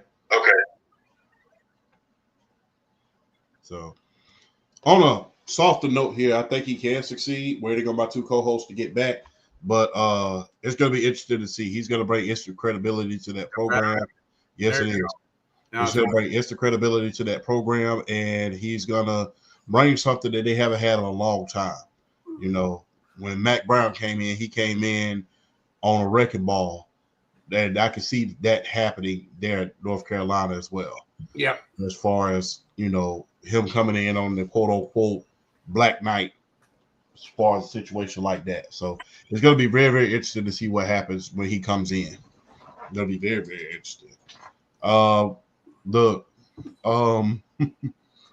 Hey, Bill, City Boys up, man. City Boys up. I'm not gonna lie, cause hey, I'm 37 right now. Meg Stallion wants to go on a date, then hey, I gotta give you props. Yeah, I'm not turning down Jesse Murph because I'm 42 years old. I'm still gonna go on a date with Jesse Murph. I don't give a I don't even know who the hell is that. Jesse, she's a singer. Hold on. Oh, the young lady who was singing at the game? No. Okay. But hold on. All right. Here's something that I think we've all been waiting for. Here's something that I've been waiting to talk about. Oh, no, I've been waiting to hear about. Because the thing is, the evil empire stole my damn picture. You stole my picture, and you added to the reason why I do not like you. Them damn Yankees that stole my picture. They stole another one of my players. You stole Gary Sheffield. Now you stole my damn picture, and you stole David Justice from us. So that is why I don't like you, Yankees, because you keep stealing from my teams. So yeah. So on that note, speaking of stealing, I gotta ask you this question, BRF, since you're the baseball expert. Is free agency in baseball out of hand and is salary cap needed? And how teed off are you that we just lost our pitcher, us being Atlanta Braves fans? I'm not as teed off as you think. I'm just upset if If we let Max Fried walk for like 150 million, I would have been more upset because I feel like 150 for Max Fried is would have been very doable. But when you're talking 8 for 218, yeah, no, bye. Wish you well. Go. I wish you for $218 million, 8 years. Go. Bye. Just go. It's all good. Hey, you want? Hey, I completely understand that. Just go. Wish you well. Do your thing up there in New York. $218 million, no sir. No sir. Especially when you know you're gonna get Spencer Strider back. You got Spencer Schwellenbach, who turned into freaking who outside of Ronaldo Lopez was our best pitcher the second half of the year. And like I said, I think the pitching staff is gonna be okay. Now, the main thing with the Braves is just Alex Anthopoulos and what he's going to do, because you never know what he's going to do because he never gives clues. He never gives anybody clues as far as like what he's going to do. So we'll worry about that when the time comes. But no, I'm not really that teed off about Fried leaving. Not like I said, if it was a smaller contract, I'd have been more upset. But 8 years, $218 million, no, I'm not upset at all. But free agency in baseball is definitely out of hand. It's getting out of hand. Getting completely out of hand, because it's not just the fact that these players are getting these ridiculous contracts. It's the same teams handing out these ridiculous contracts. It's the Yankees, it's the Mets, it's the San Francisco Giants giving Willie Adames $180 million. It's the same teams who have access to this kind of money. Which is why I think we need a salary cap, because I'm tired. We ought to get cut. I know you said it. Oh, thank you. I know you said it. You said it. We need a salary cap. Flash said it. We need a salary cap because this is getting out of hand. Yep. The same teams are getting the really, really good players, and it makes watching baseball, particularly late in the season, it takes away from it, because you know who's going to make the playoffs, because you know who's going to win. You know who's competing for a championship. You know who has a realistic shot of winning the World Series when you get into August, September, October, because it's the same teams. It's Dodgers, it's Yankees. This year the Mets reinserted themselves again. So you know it's going to be there. So at this point, when you're seeing a Juan Soto, don't get me wrong, Juan Soto is one of the most talented baseball players we have ever seen grace a baseball field. This man got a 15-year contract for $765 million. We were sitting here tripping. Shohei Ohtani got $700 million, but got most of it deferred. Juan Soto finna get his money. That's $51 million AAV. Juan Soto finna get his money, and it's crazy. It's crazy that these big market teams continue to find these ridiculous amounts of money to give these players. It's insane. Because I'm gonna be honest with you, I did see $500 million in Juan Soto's future. I definitely saw I thought he was gonna get that kind of money. But 765? Nah, this is too much. This is too much. $765 million is way too goddamn much for any player. I don't care how good you are. But the crazy thing about it, that is the Major League Baseball market right now as we speak. Because Shohei Ohtani got a $700 million contract, and all he did was DH. Juan Soto, at the very least, is a corner outfielder. He's gonna be playing in the outfield every day as well as hitting. He's a two-way player. Shohei Ohtani was a one-way player last year. He did nothing but hit. Now, did he steal bases? I mean, yeah, the dude put up a 50-50 season, but all he did was hit. All he was offense. Juan Soto's offense and defense. But yeah, these contracts are getting way, way, way out of hand. And a salary cap needs to be instituted. Flash said it. and hit that nail right on the head. Look, I've been a proponent of the salary cap in Major League Baseball for a long time now, and I'm wearing a Boston Red Sox hat. I'm just at the point, at the end of the day, I'm a Wisconsin boy, and to see teams like the Brewers, the Twins, the A's, whoever, they build up these farm systems and they continually have the best farm systems, the best scouts, and continually lose players like this. It just doesn't make it fun to watch. You have to almost get a shot in the dark, Hail Mary season to have a shot at winning a title. And it's just heartbreaking. And again, I'm going to sound like another old head, and that's fine. But I miss the days of players staying with their teams the majority of their career. It's like the NBA. I don't like the whole, again, yes, do I agree that the players should have more power? Yes, sure. But there's also negatives that come along with that.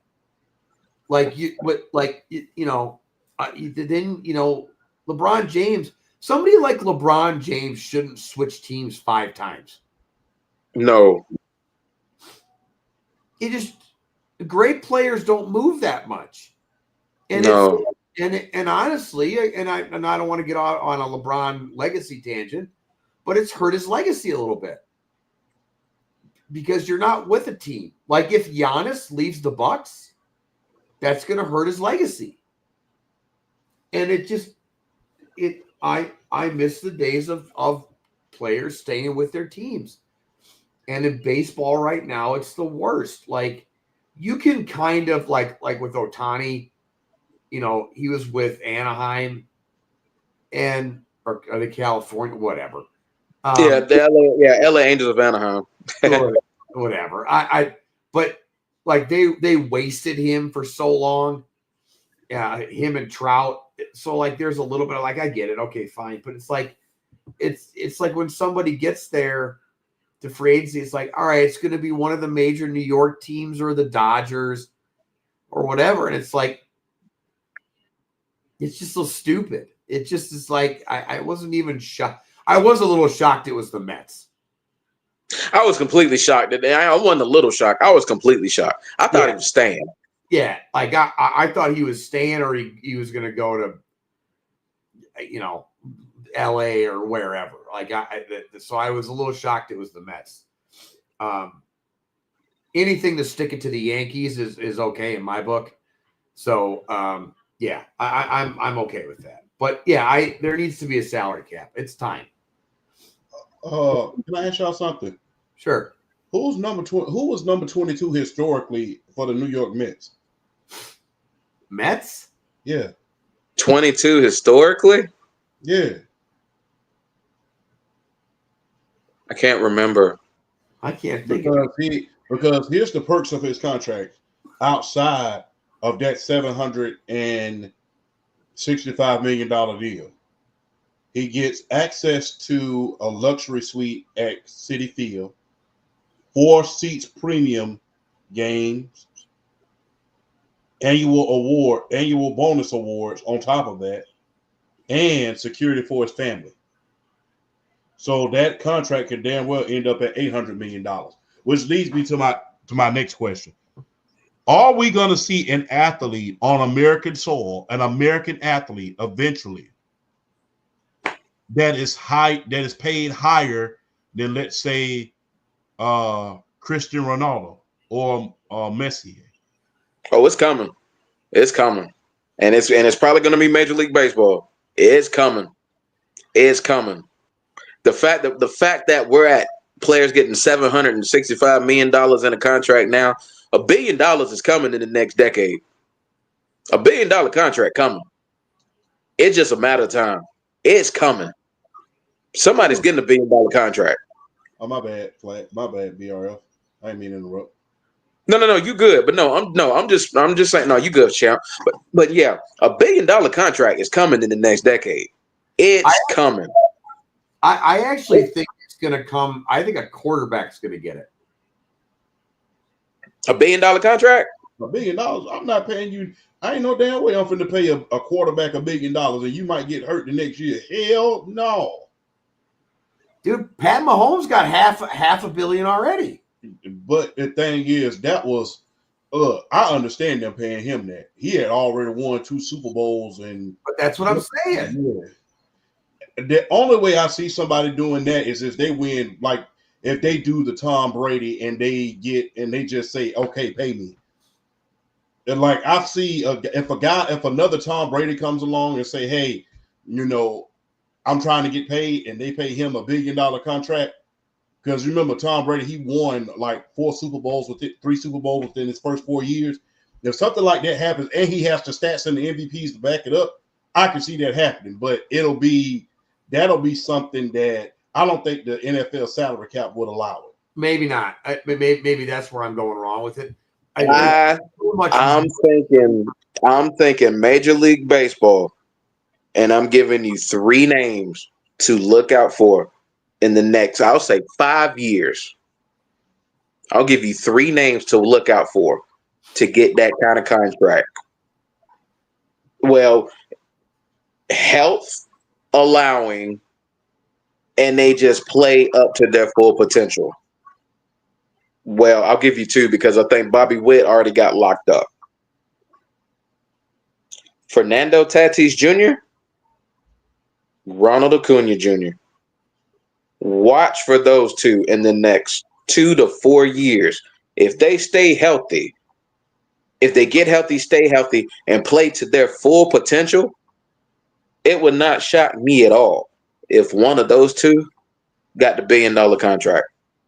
Would not shock me at all. Hey, wouldn't shock me either. And let's hope that $1 billion is playing for the Atlanta Braves. I hope the damn New York Yankees don't steal them from us. So.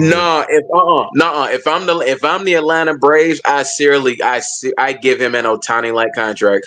I kid you not. I give it to him and defer the crap out that contract. I'd be like, y'all want to play their game? We'll play their game too. I do the exact same thing. Ronald Acuna Jr. wouldn't touch another diamond if I'm the GM of the Atlanta Braves. He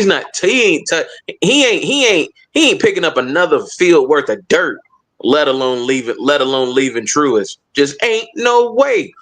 But the reason why I say Acuna and Tatis is because I feel like they are the 2 players right now outside of Shohei Ohtani that have the highest ceiling as far as what they could do in a 162 game season, as far as the totality that they could bring in 162 games in terms of talent. I think the 3 most talented players in Major League Baseball right now, as we speak, when everybody's healthy on an equal playing field, are Shohei Ohtani, Fernando Tatis Jr., and Ronald Acuna Jr.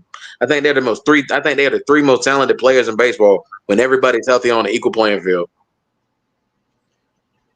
Fair enough.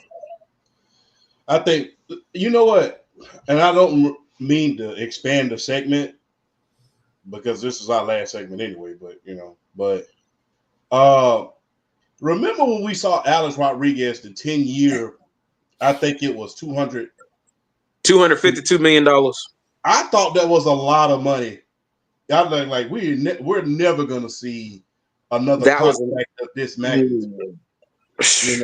I mean, when that Alex Rodriguez contract came out, that 10 years, $250 million, $25 million a year. I mean, and at the time where the documentary Broke came out, I remember that documentary. He was the highest paid player. He was the highest paid athlete in the game. And I mean, I thought it couldn't get. I never forget when Stanton, when he signed that $300 million contract. I thought I was like, okay, it's not gonna get any worse than that. But $700 million, $800 million, man, let me tell you something. I'm gonna just be real with you. That kind of money, my families will never have to work again for the rest of my life. And I mean my entire family. Because everybody finna get a trust fund. So, hey, talk about generational wealth, man. Hey, man, I'm pretty sure his family and his kids is going to be thankful for that, for his ability. The Because, man, crazy, and I'm glad you brought up the Alex Rodriguez contract, because the crazy part about it is we thought that contract was insane in his own right. Yeah. He gets to the Yankees, outdoes that contract. Gets well, it was like 275. Incentives could knock it to 305. So yeah, he gets a contract with the Yankees. He gets a contract with the Yankees bigger than the one he got with the Texas Rangers. So yeah. it's like insane to even think about. But I had a sneaky feeling with the way baseball was starting to evolve, that was like a tip of the iceberg. And then you see, the the first, for me it was like the pitchers. It was like the Tim Lincecums, the Clayton Kershaws, the Roy Halladay's, the Cliff Lees, the guys like that in that era who were just basically dominating every time they touched the mound. And I'm like, so when are the position players coming? Then you get the Mike Trouts of the world. You get the Bryce Harpers of the world. Once they start coming in, it's like, oh God. Because now they're playing every day and putting up these insane numbers. So it's like, my God, I can only imagine the money they're about to command. And now you're seeing more of an evolution, because now you're getting the Bobby Witt Juniors of the world. You're getting the Tatises. You're getting the Shohei Otanis. You're getting the Ronald Acuna Juniors. You're getting. Let me tell you something. I'm gonna give you a guy not to sleep on, with the Minnesota Twins, Bryce Lewis. Don't Not sleep on yeah. him. Don't sleep on him. That boy's gonna be a stud for the Minnesota Twins. He's one of my sleepers as far as like who can be a really good player and get a big contract in the next 3 to 4 years. Don't sleep on him. So I mean, it's just the game is just evolving, because you have these, now you're starting to evolve into all these do-it-all offensive players, hit for average, hit for power, driving runs, stealing bases, just doing everything imaginable. And it's just like the money that this generation of offensive talent is about to start really demanding. But we sitting here tripping about 765. I'm telling you, $1 billion contract coming in baseball. I'm telling you, it's coming. It's coming. Look, gotta be honest with you, man. I can't wait to see when that contract comes out. It gives a lot of hope to a lot of young people. But one thing I like about the MLB, one thing I love about it, and I'm trying to make this sound as great and as politically correct as I can, they are still making their product available to the everyday man. I can still go on Ticketmaster and buy $35 tickets to see the Braves play and see my favorite team play. I am enjoying the fact that granted, it's a lot more games and you get a chance to kind of make your money back. But I am enjoying the reason why baseball will always be successful as far as with the everyday person is they make their product available to each and every, like I said, even though it might be up there in the bleachers somewhere, you can get you can get a $35 seat and take your son. You're still in the stadium. And you're still in the stadium. And I'm glad. And even with the VIP tickets, depending on who they're playing, $300 is like compared to an NBA game, which I done paid my personal self. I paid $1,000 to go to an NBA game and sit, in a luxury seat. Which, damn, I mean, y'all should. I mean, which I haven't been to a baseball game yet, but I can't wait to go to the Battery next year in order to see a game live and in living color, and that's going to be a great experience. I mean, I can't wait to see it. I've been to a game at Fulton County Stadium. I've been to a game in Turner Field. I've yet to go on one. I haven't been to one in Truist yet, but that's for obvious reasons, because the tickets are a little high. This ain't Fulton County no more. This Cobb County, so them tickets are a little higher.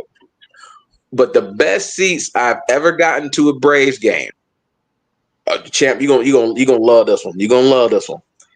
This, I believe, there was 2003, because this was 2003. This was the year.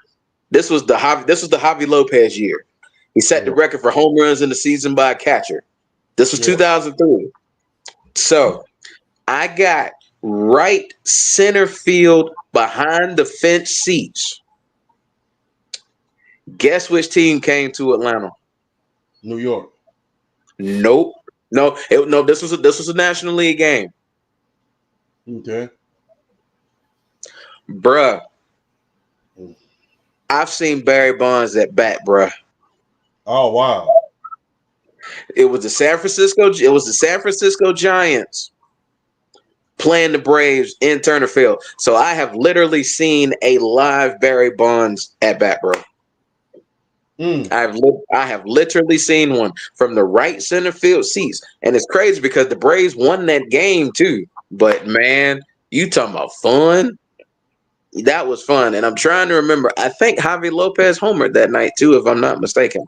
That game was fun. That was like a fun experience. But yeah, like I've gone to like because what they used to do at our rec department down here in Morgan County, they did this they did this with Fulton County Stadium. I used to play rec ball. I played rec ball when I was younger. And at the end of the season, they'd have a Morgan County night.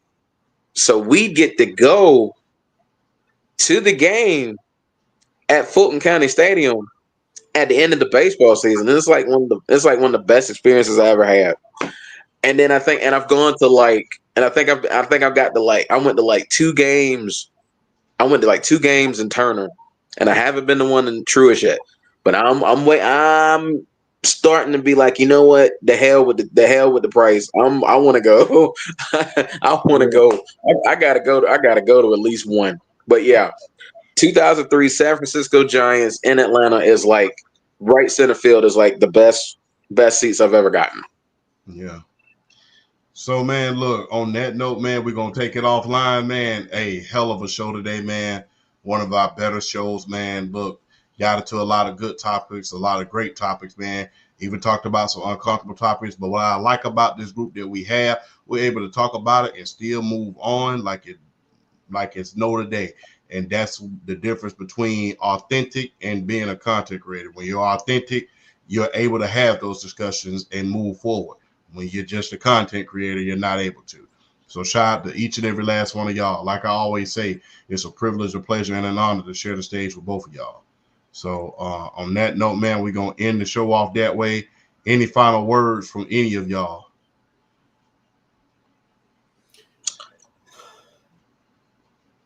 I'm just going to say this to you younger generation. Sometimes us old heads know what we're talking about. So just because we're old, don't dismiss us right away. Sometimes the stuff back in the day was a little bit better because it was a little bit more scarce. And, just sometimes it's okay to sit back and listen. That's it. Yeah, I mean, kind of echoing his sentiments. Like, yeah, like, hey, we get it. Y'all have opinions. Y'all want to express them. It's all good. And we love that the younger generations getting to express themselves because that's what it's about at the end of the day. But at the same time, I mean, it's not like we're just old to the point that we can't relate to y'all and we can't talk to y'all on y'all level. So I mean, it's just about equals. It's about respect, and it's just what it's about at the end of the day. You give respect to get respect at the end of the day. That's how I was raised. That's how I continue to be raised. That's how I'm raising my daughter. You give respect to get respect. So we're not gonna say anything just out of spite, just because. It's because we've seen some of this stuff, we've lived through some of this stuff, and we understand it.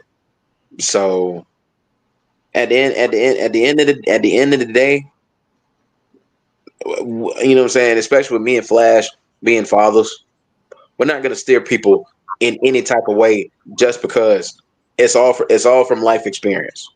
So With that being said, though, it's always fun getting on here with y'all and being able to cut up and chop it up and have fun and be able to do what we do best. So, hey, and to the chat or anybody following us, watching us, we love the support. We love y'all. Thank y'all for supporting us, and we're gonna keep this rolling. All right. Hey, shout out to PSP. Had a good time on the show last night. Shout out to Hot Take Kenny, Trent, Brandon from the block. Shout out to Sports For You podcast.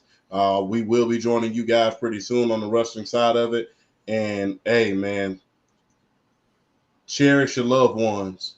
A lot of us didn't make it to the end of the year. Tomorrow isn't promised. And take care of yourselves. Watch yourself. And a couple of more quick plugs. I was on the Sports For You podcast with the fellas, and also shouting out to Nessa and Angel Rose. Definitely got to give y'all love. The show was hilarious, and I had a blast. And another quick plug: Takedown is now officially every Sunday. It's my wrestling podcast with Elijah and CJ. It's now every Sunday 7:30. We're trying to start, so y'all should check that out tomorrow as well. So just getting another quick plug out there. Oh wait, I got to end it right because the topic not thought about is the topic not thought about. And on that note, reporting live from Wisconsin, Madison, Georgia, and Columbus, Georgia, 3 of the greatest cities in America. We are out. Thank you for joining us. See you. Holla.